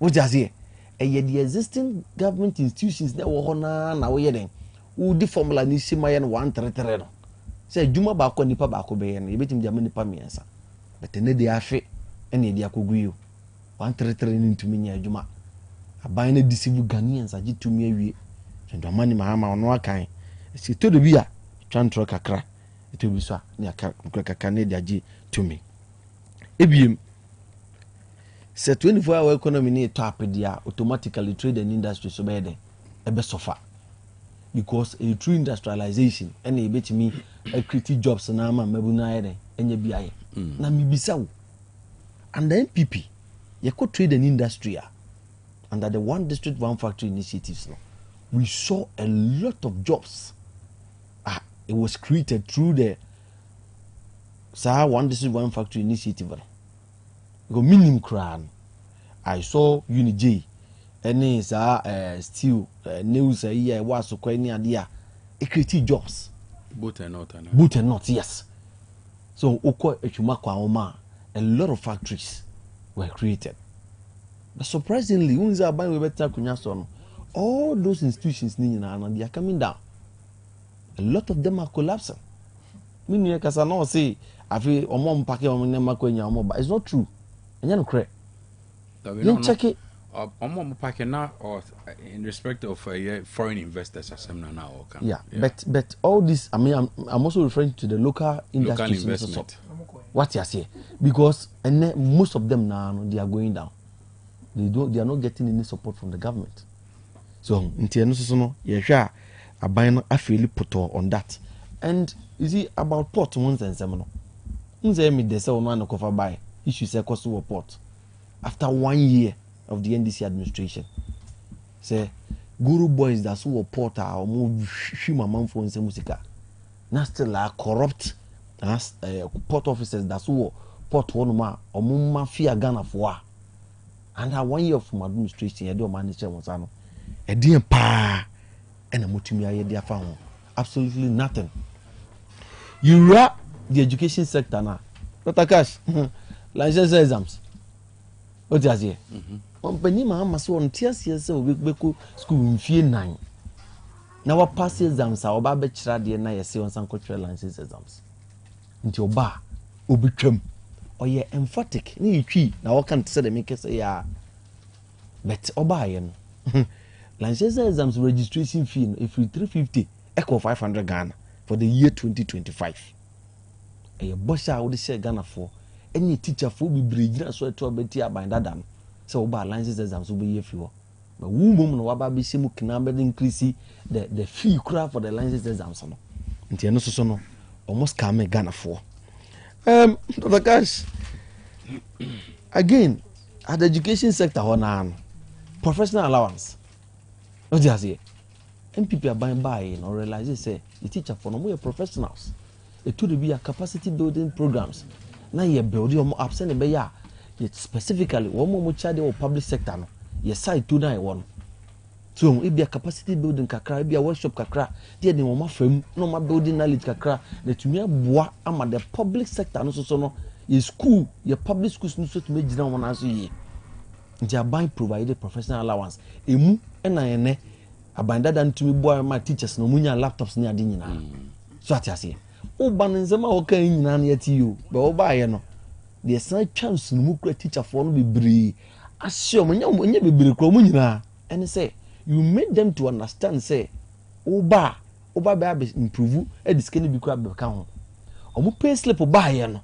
Na professional exams na ye den, professional allowance na ye den. Ese so. But ene dey am no kase scan ntimi ama. Who say pay slip no bi o phone so na o hwa. Emma assurance one you grab akobobusia. We pay slip na check sika o ba be nya e wo so. By the end of the day the money never came. But later Obekaya controller and accountant general about because due to system failure. Inti abra controller and accountant general the buy no. I think that's almost said the following month almost share date buy teacher ni bi betna ha ayi ni GCB message e de kire professional allowance yeah e buy or the be kire ye wa na me de mente say etua oh omotua go uko TikTok na de mente say omotua oh omotua or the ni message e be kire ye wa and e bia omusem or SHS and also basic SHS and the basic and yen check basic no because me senior brother I will basic okay all right. Check because I get a lot of information. All right, okay. That is also one of the scams are buying they are scamming Ghana for. It was justice, my boy. Yeah, justice. ABM and there be justice prempe. Or the betrayal. Okay. Emo ka say mama mo figure na kura. But still me share and figure under so ma adwunim. Na you pay slip so and na etua. Na etua. Ai. Ti yenko inti memmo ana ma there be ono ka say me hwe but ma memmo but still that's so ma adwunim. Yenko tariffs. All right, okay. Tariffs increment. Electricity boa aban atutum. So and one boss aban this Ghana for one of and zema aban ya otakunye so kan and say amanfo bre nti nka obana wa ba beboa ma amanfo komu adwo kakra. But what mean say yatete nyoma so de. I said I'm going to be objective. Yatete nyoma so de. But nyoma na yatete so no so say tua de shebe bi foforo. What you say? Because we electricity increment no I call best 4 or 5 times. Yatutum sa ade be chibia na yatutum. Ye hwe nsuo mu a nsuo no ubia chokomilo na eba and so bosumi bia na ye den na yetutu nsuo nim nti tariff increment no aban no ene Ghana for endi ni ye ewo ho enuanom mo de DSTV hwe board ye I think send the omo na ye kan mo ba be kan ti midisi no ye be sra aban no uncompleted projects. All right. Agenda within the constituency. Yes. Various constituencies. Don't worry. They are collapsing. Uncompleted projects. No. Some of them. On say a BIASO and then the source of funding. A be a GOG and other funding near there. But the ones within the constituency. Obekaya Assembly Common Fund na local government the mad DCs everyone's the MCs no. It was part of the modality or catch room, so only 20%. And Fanko complete uncompleted project of the SWL administration. But so far, me constituency I'm what I've never seen it. Now this chat will cry they happen under this government. Share young kola mutifio munye juma musa spend this car a cut off forms na Bikuwu stadium about 5 or so Ekuwu under this government. What you're saying to aban we know somewhere muja. Oh, but that is a fact. It was under your watch. It was under your government. And then kola omukope juma no emu 5 enye 1 5 it made them akohwere omunkwa. Nti if you are assessing your government is this an assessment? Masa assessment na mpacho edin okasa no mankasa keep quiet. Also style of assessment. I wrote it down. Yes. I see under your watch. We had the ministry. I am in charge of the recruitment. It is in Kolako Stadium. No man could live na stampede or among 4 man no. We have to talk about it. Send they are going into the afifu for AC no. Say bus recruitment for be abe baswa. Sanye mano. Nya de be den. Be CBM na nkola mutifie mo mpa adwuma mo monye. Say more attention na kwa presidential jet na helicopters no. I think say it should be something that that's number 2. Thank you very much. Preface series books that make come for Ediama Warno. Shan Ghana Education Service Ajatum Naka and so approve books in the free next run Kosi JHS. No more books with this English language, free basic 1 to JHS 3, or more history of Ghana free basic 1 to basic 6, or more RME free basic 1 to JHS 3, or more computing a free KG 1 to basic 6, creative arts a free basic 1 to basic 6, science and maths. Nabani preschool no so a free next 1 to KG 2, or more numeracy, language and literacy, or more creative act, phonics, computing, coloring and writing for preschool. A band JHS for books and so more basic 7 to 9. That is JHS 1 to 3. Or more English language, social studies, science, RME, computing, any career technology.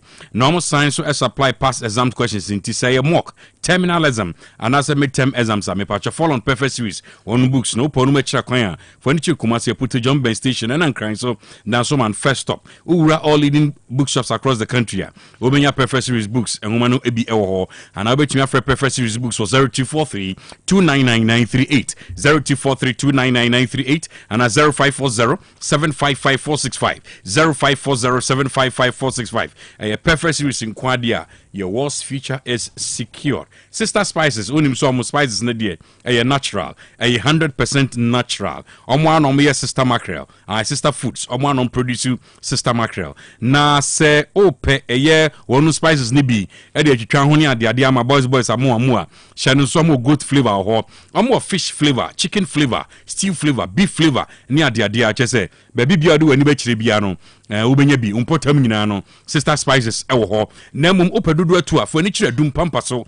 PZ Roman Hill Swami anase bantima dwam udun kran so CNB anase okanshi me pacho bomodian na kai so betumi afresh Sister Spices e was 0243 535025 0243 5025 and 0279140940 0279140940 Yanko Dunima Steel Complex Limited ho and a dance in your papa power a free chance here the board dance so type be opibiani color be opibianu benya and that do papa capita fonso di jumano and that is Carpenter's Choice tropical nails no if in kumem kona kese me bi ho binding the iron rods no ubenye bi odunima Steel Complex Limited. Now P&O Shia Boss Super Products Limited. I should say Dunima. Your sister company no. Yani your Boss Super toilet tissues. No, so you extra soft and you extra strong, very hygienic. Ede mambano. Your man so for full of so tune wet here and out to and wet to Nina Koha to Tumikai. Your head office no Safwa Junction. Your Bengana Revenue Authority. Udu Tamaleso Canvili. Your Benkin David Junction and Cranso Cantamanto. Your benches be bank. Touchman one chick one so contain. Nania no bachifi and still your ho. Fred Dunima 0244 126625 0244 126625 and 0540 101555 0540 101555. Do me din yeboa yebeka say home of tropical product yenko abapa shopping mall. Aye, Abapa shopping. In fact, Ubu Remo a Ghana's biggest online shop for quality product. Now me better only one kita odi ni we pay yo. Temisraw. Download your app no Play Store and say App Store. And I'll be to www.abapamall.com. A simple crowd person boy na course wa. Tafo 3 months. So many sakasaka park no edi animhwe. De opebia chese fidie bi ede nyinama odi fam. Ye yusu ofie ya mani ye no bamoden a. Enti odi wani kire ho so bibia hobi. Ah de yusu no jade de se tie ni bebrebe. So be so tua na kakranka kra obesom. Obeso tua na amunumu han so obesom na utua wie na utua e wo app no so a obe deliver edi ama within 24 hours na chese onsa kanema no de ba so onye ohwe e free na kai se dwumadi ani siwo na so e bia na ya yie ai fro anasa so mu ye crusade ye be bobo register mu die obehia mfidie papa me kire PA system EQs no emu dadin e Hepa Plus live band yoma na uhia anti bomodian na fre onum ni abapamo e wo 0593386133 0593386133 and 0593391848 yenko Osbele Motoswe Osbel Motors, Osbel, Osbel Motors, cars, papa, a bit the Honda ni Toyota, Honda cars no Civic, Accord, CRV, Integra, HIV, Breeze, Ningnebi, Elho, a band Toyota cars and so Venza, latest model sign hybrid, or BZ4 electric charger cars, Elho, or Frontlander, Wildlander, Highlander, Tundra, or Land Cruiser, or Sakana, the Shannon, Yedem, or some Jeep, and so Elho.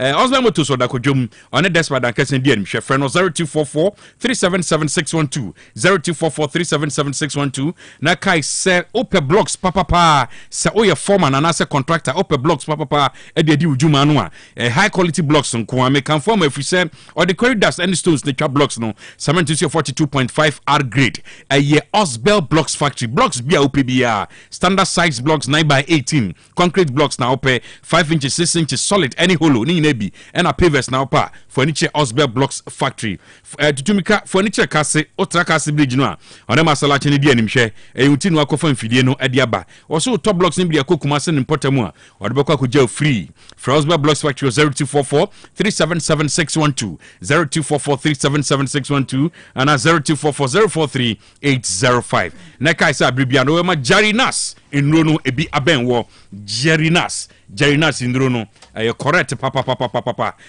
say bitu atidi nase ma ho atowa Jarinas eba mesha if you tisikosi una sentia pai kase for your general well-being na usisi yade ntia ma mema sam kofoma kai se obeto Jarinas Vico mesha kama na debia me kase na nipa se moja ntumi ni afurusane afuru tisikosi unasia na so how na ya aba no me mmo ya de bi ehu bi adi mfa nkyerɛw na wan hwe ni ya na okeka ben oya gi certificate bomodin a onya Jarinas Calic mission ni bia for perfect blood circulation ma mo jadi afurusane woni paduanum ama bibia kama Colina Heba Jarinas ndro bi ho Giga Heba bi ho Frediments Missy Heba Danny Heba Apidank Pharmacy ubenya bi main distributor ni Amayeb Heba shop or Abu Station from Amayeb 0538 484 0538484411 Nakai said Jarinas Elbrema UGC on Bendivi Asoyano from 0241814677 0241814677 now do any Otec FM Hanswa Ubenya Noni bi ato Obaka se ohwecha se engineer papa engineer otonro Ubenya bi e ho na wato mebasisi na yade asi opanyi mahwehwe wache se perfect series books here. Oma me koto bi ma me ma no. O wajajai. Aboa wa mo se wotumi kenkan kama. Wa kabrofo.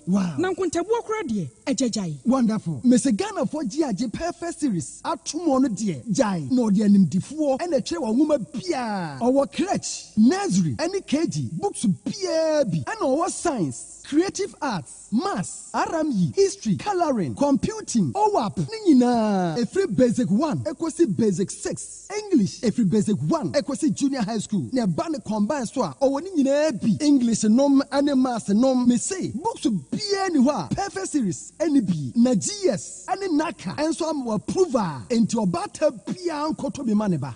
And na say we de school bi kura betumi akotu akoton amani students o. Na eno kura de wote boa no so say hwi wo mo say set mock exams, terminal exams and midterm exams at the mass school so a ehia wo mo a atufo nko aputu oja station ho a enkran dan so man first stop any omo mo Otec 1029 FM. Yeah, from 0243 299938 and 0540 755 465. Perfect series. Your world's future is secured. Me dofopa. Me paucho. By Grace Hospital. E won sem kakra bi bisawo. Da bay pa na opa ebrese. Ena de menyare o nanso me ko hospital me ko ye check up me pese me hu se de me nipadua no akwa internal organs no esi ye adwuma me pese me hu na hoɔden se de tie me brɛboɔ me kidney eye wo sa cholesterol dodo ewo mi mu me genotype se me ye AA me ye AS me blood group me full blood count ehia pa se ye periodic medical checkup. Ye check up na no na bibi sie ya ye hu ne ntem ye timi ye bibi fa ho. By Grace Hospital e lab facility a de hwehwemu ahoduo pii ye hwe wanim so be ba be ye hwehwemu se be ya wo be hunu wapomudin gina bre oni ye nkasa wo 0244 97 68 05 bio 0244 97 68 05. Nako nak. Na hifa na manfo agitwi ene twere de ekwa binim so tete faso yi. Sikens nonte na clinic ya doctor usu kankam eda no. Doctor na obehwe wo yale agi so wahu moja kuo na na. No krepa. Meni a na mehwe ade a mehu ni yie. Mekuba bi a ebi musu glaucoma, ebi musu pressure na be meni so. Ya ma afide na mehu na de kra. Enya doctor na no ya oye screen won kokko no. No krepa. Na say screen ne kra me ko bi. Ma ne dia drogu mani so. Within 10 minutes, e ba na wo mani so ni na akom ni nkyeremu. Enya sem ketwa doctor say fa ni ho apa. Otene hepatitis B and C mechire brebum yade, diabetes ayesi chire yade, pressure mechire mojabroso enam yade bia doctor tenete so mema sem entimi nkoyi empo so obema no ewu kra wo ba doctor say fa garlic ba ko pe ebra na obema wo ye bema asan so atde wo mpe wo be mesa opese ye kese tintin ana eni emi nua chire me ba bia doctor so ewo kumase achias Antwo road ahimfie ni soro hwa Darul Salam Islamic School Nanchi. Fred Doctor Tetefun so 0599 311 311. NPP adishima maminche okwanya obefa so a obetwia woto na aboa mamanyuko na gina ne naso ewo sikasemu ye wonyiyi mu nan meche 4 categories: bronze, silver, gold and platinum. Busumi bia bronze members ebetua 2 Ghana cedis, silver members 5 Ghana cedis, gold members 8 Ghana cedis and platinum members 10 Ghana cedis. Ebia won fasode a etechi meche benefits na ni tua no so simple. But star 920 star 270 hash. Star 920 star 270 hash. Net them. Eye contembrantem. Emuda ho fine. Esanso ye convenient. NPP. Eshi rado.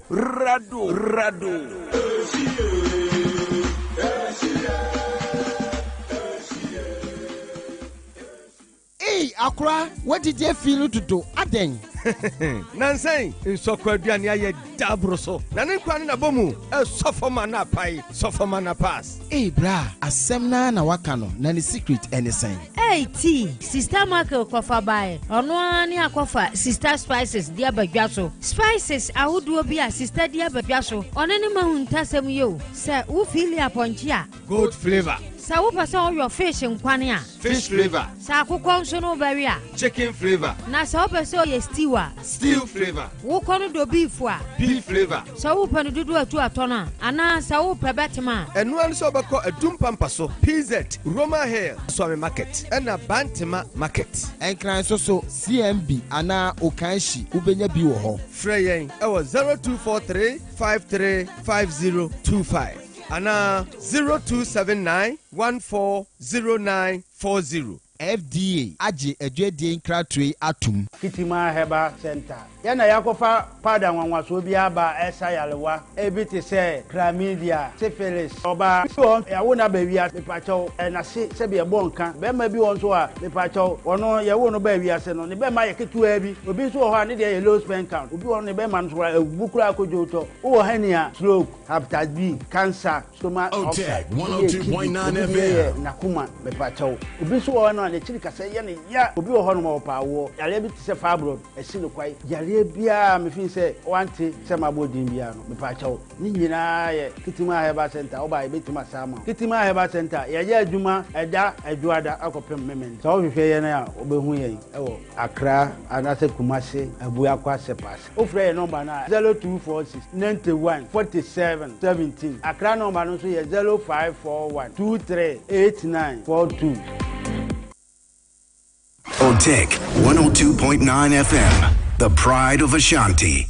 On Otec 102.9, Yakoya Yasaya Ba. Dala. Yeah. A very quick one. Memo Simanum. Just 5 minutes. Over to me, the cry. Yeah, doc. Professor Frimpong Boateng comment. I made a year NPP flag bearership race. Okay. Yenim Senche, Bernard Sukranisa. Yeah. Doc, in fact, minia, maminti minia jima asama janda bi otro wa hasi amento. You see, I was so happy say Prof wa because I deba kwa mjidi pa research. Prof, mpesa obo me kakra. Obo ka se mi twantro. Doc so dia wonse o twantro ba chi usisi a on the research dia we top on the producer. Wonse obo no ho no. Unemployment rate under the NPP era. Na say na about 14.9%. Se me boa dia. Yeah. And then you can say, Sejima say unemployment. Unemployment rate, as yes. published by Ghana Statistical Service. Good. Into which year now person would an MPP era, no? Under the MPP era. Within yes. the all right. Okay. That was a 14.9% under the MPP era. Jima Kase NDC abreso ya 89 nkrofo jobs ana. Inti so you had 9 jobs there. It is the rate of the unemployment rate na be determine whether the NDC have denied Ghanaians job within 1 year nearby. So under the MPP era, for the 8 years, now about 14.9% under the MPP era. The NDC, one year by unemployment rate I reduced about 12.8%. I'm starting to be corrected. Instead of Prof Wahan or research or the Bemos Adwumapa idigu akwemu I make sure say unemployment rate under the NPP era na 14.9%, the bar for me call 12.8% in na adwumera. You did too many initiatives by eboa cushion Ghanaians work for abroad na Malik Basentale why ye the buy now it's part of them. I hope you getting the fight now first now why ye ne hodada and I'm a police assistant ne hodada. Malik Eddie ambulance assistance buy me buana Malik Eddie prison assistance by mebuana or the fire assistance by nti san kofo no mu ye djuma nda ye kase yi no omo anya djuma na create am problem I no bisa oh fine more creativity but no bisa 1 million coders there be 1 million coders no you see in everything be a piloting mebua ye launch ye even in Kukonkete people are even moving from nursing or more engaging in Kukonkete. Oh yeah. Sunday me say now mo launch here no there was one guy also we nursing. That is it. Now I think so. Almost 100,000 Ghana cedis. Into making a profit of about let's say 30, 40, 50 there. Yeah, business into posting because Dr. Cash meti hey. Mahubo na enyanso so. na nkokɔ no menye bi pa nye anka menye I will ubenya this is not my first time producer be catch ro me de meye bi me ba na mama me asa ne ntokɔ be I mean pa ubenya I started this person about 60,000 eko me buo ni ade na enye constituency by constituency constituency by constituency you see so MC bia ni agric officer bia o trend baby or be apply o that is it oh yes me de me ne nkantoka be si o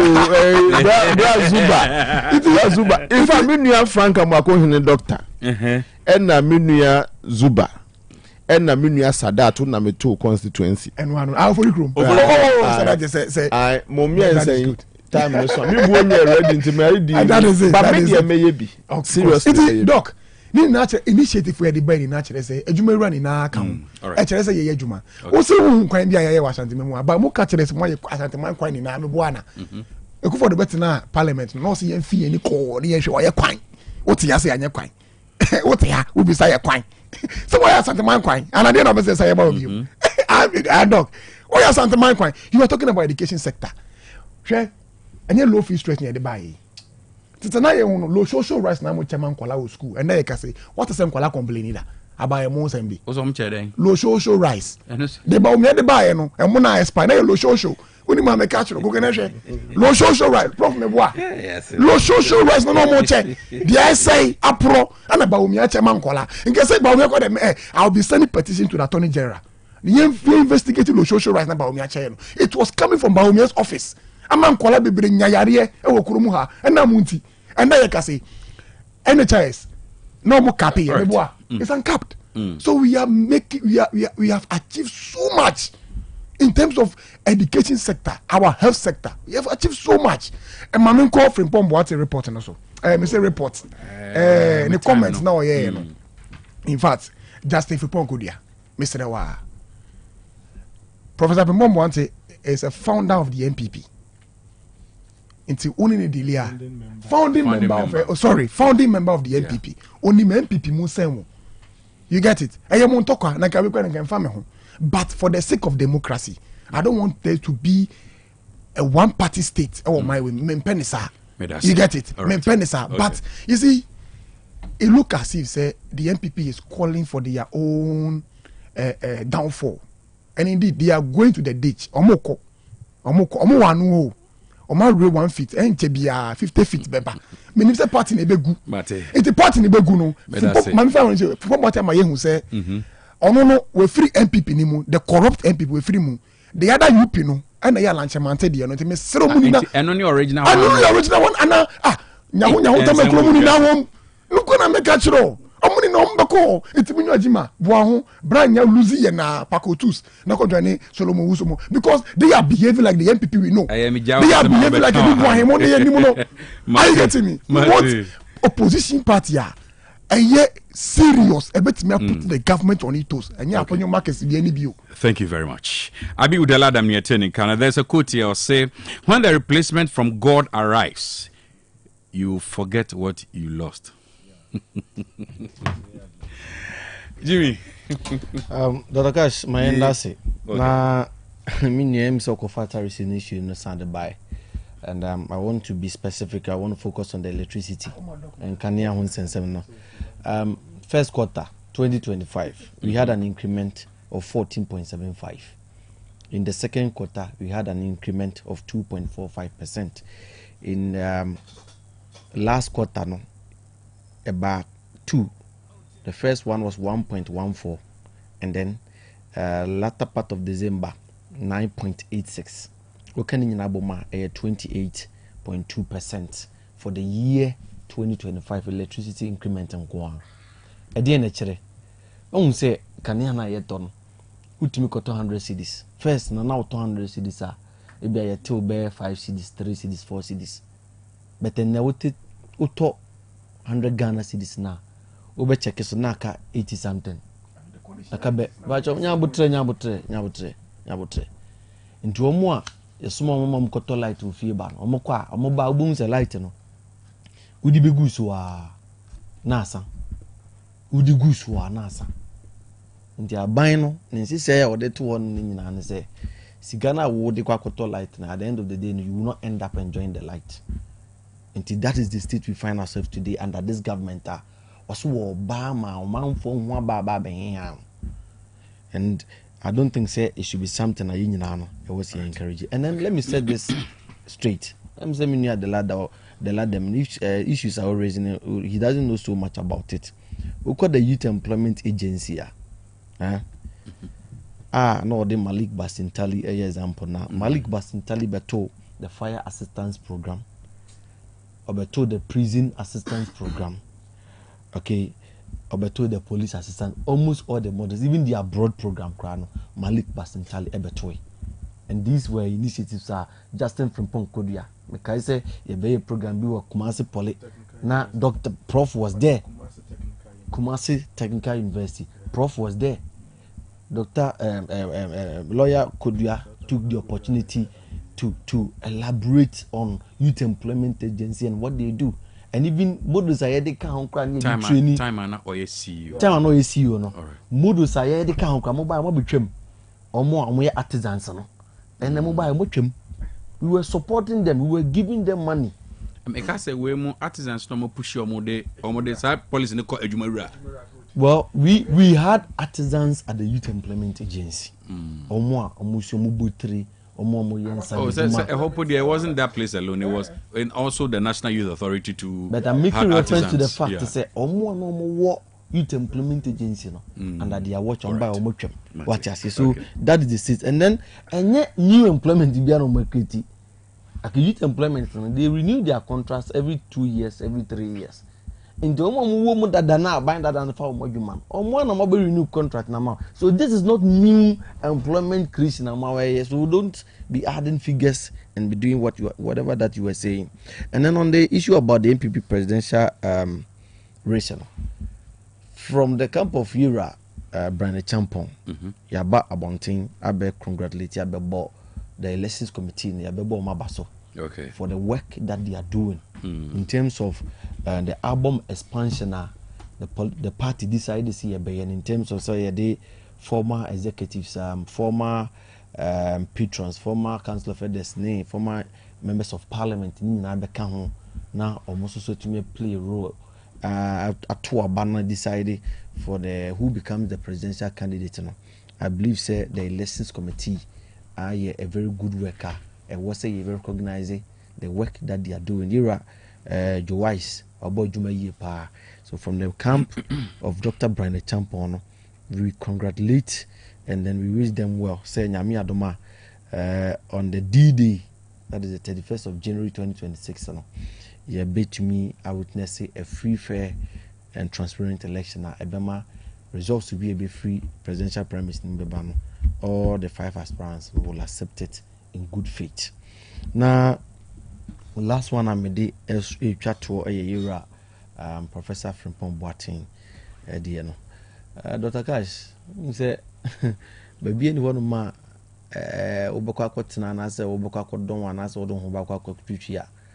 The Yabaya Chuna, dear, a more near Aje, or more relationships, or more jumem, or more even churches, and mosques near the there are issues, just like we have in our political parties. But the Kenyan say, you are Professor from Boateng is not an ordinary member. Okay. But then, say, Kobase, we a founding member, now actions, and some if you were moving in I near my Ebema party, Sunsum, Akofom, Ebema party, and the restructuring and the rebuilding that the leadership is engaging near Momudi Guaquemo, send a party in Baya Conona Saye Nika, Naya Trini Pabemuno, na unsema woke kana, and yet the bit me aboard. Then I believe say party in Crambrano, Echere, say what's the wedding, is in chain. Na me can we amubia or a member of the party not as a party no one party. The fact that you are a founding member doesn't mean say and rano in your sojuma. And I'm happy about the mover, General Secretary Emeki. Right. Because he is the Chief Executive Officer of the party today. Into Biti baby na nzema wakano. And yet the new patriotic party ɛwɔ sɛ ɔba abɔnten na ɔbɛkasa nti Prof. ɛbɛsrɛ no sɛ ɔnyere ne ho no adwuma pa a wɔyɛ ɔntoa so na ɔnyɛ medase pa na obi ma me message bi wɔ ha sɛ it was only the police, call the community police. But I'm also trying to attest the fact say na fire for can no say wine uniforms no yeah. But also me cross check it later. So. Oh, all right. One say fire assistance. It was only the NDC era, Malik Basantari era last year, and Asanya Prof, Yanko. Nice one. Me pacho, Mr. T. Opening from later me free fire for no na my very well. Opening from Pon Boating, ne comment no na ye unnecessary. She ni ho no me kotre gas comment no bi an kasantia pani bia no bi anye bibi anti on his own evolution he made comments that for me unnecessary. Okay. Say first part no kan say wo no kra party no kra hu ni so wo mu bio. Say wunni mu bio na say wo kasa say e bia an opposition different party member there. And I so identify yourself as such.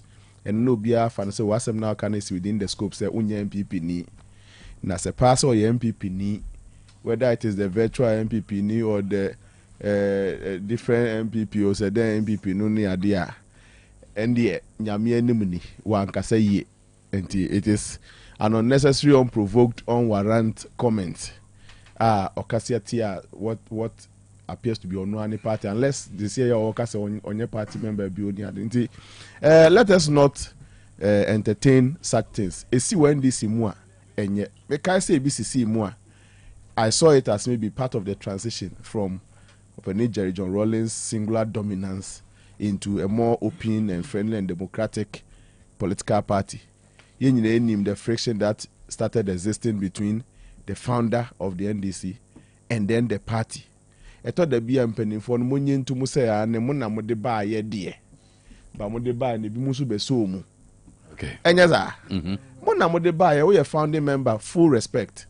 But Sabi Odeba and a founding members for said we are 100 impo. And Obia Mesomu, Jimmy Muama. We are Messign flag. We are Uncle Yesi. We are Uncle Yesi. Sabin Kamunkwa. Kamunti minye party no. Enti ane we founding member de obi nso besomu. Wa we founding member no besomu. Mu nyina in terms of votes, mu nyina mu vote ye baako. E bia wo support with sika. Ene ejapade ene other things. But sabi yensuma sika Dr. Cash. Yensuma ejapade na me na me to office ma party na me to car ma party na me to car. Yensuma ejapade yensuma office. Yensuma car. Obi ko sign flag wo dodowa. All right, Shayo Sudoku dodowa. Nipa ne sign flag wo light ne so na light kiki no a owu wo soro ho.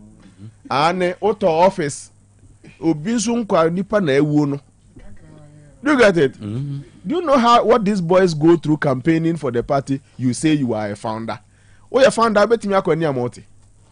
O ya founder betimi across ya from nso na kwa campaign wo friends Dobonso echiri ho. These same boys. Do you get it? And yes, you are founders, you are then they will respect you. I mean, mo na mo foundé. But mo de ba no, mo bo chobo ile bi mo jisu ye. Let's respect them too because mo mienu mo kabo mo a na ye. Sisi mo se wasan de rebata fofora ba wasempa. Say JFK no kasa no cry a fake general secretary.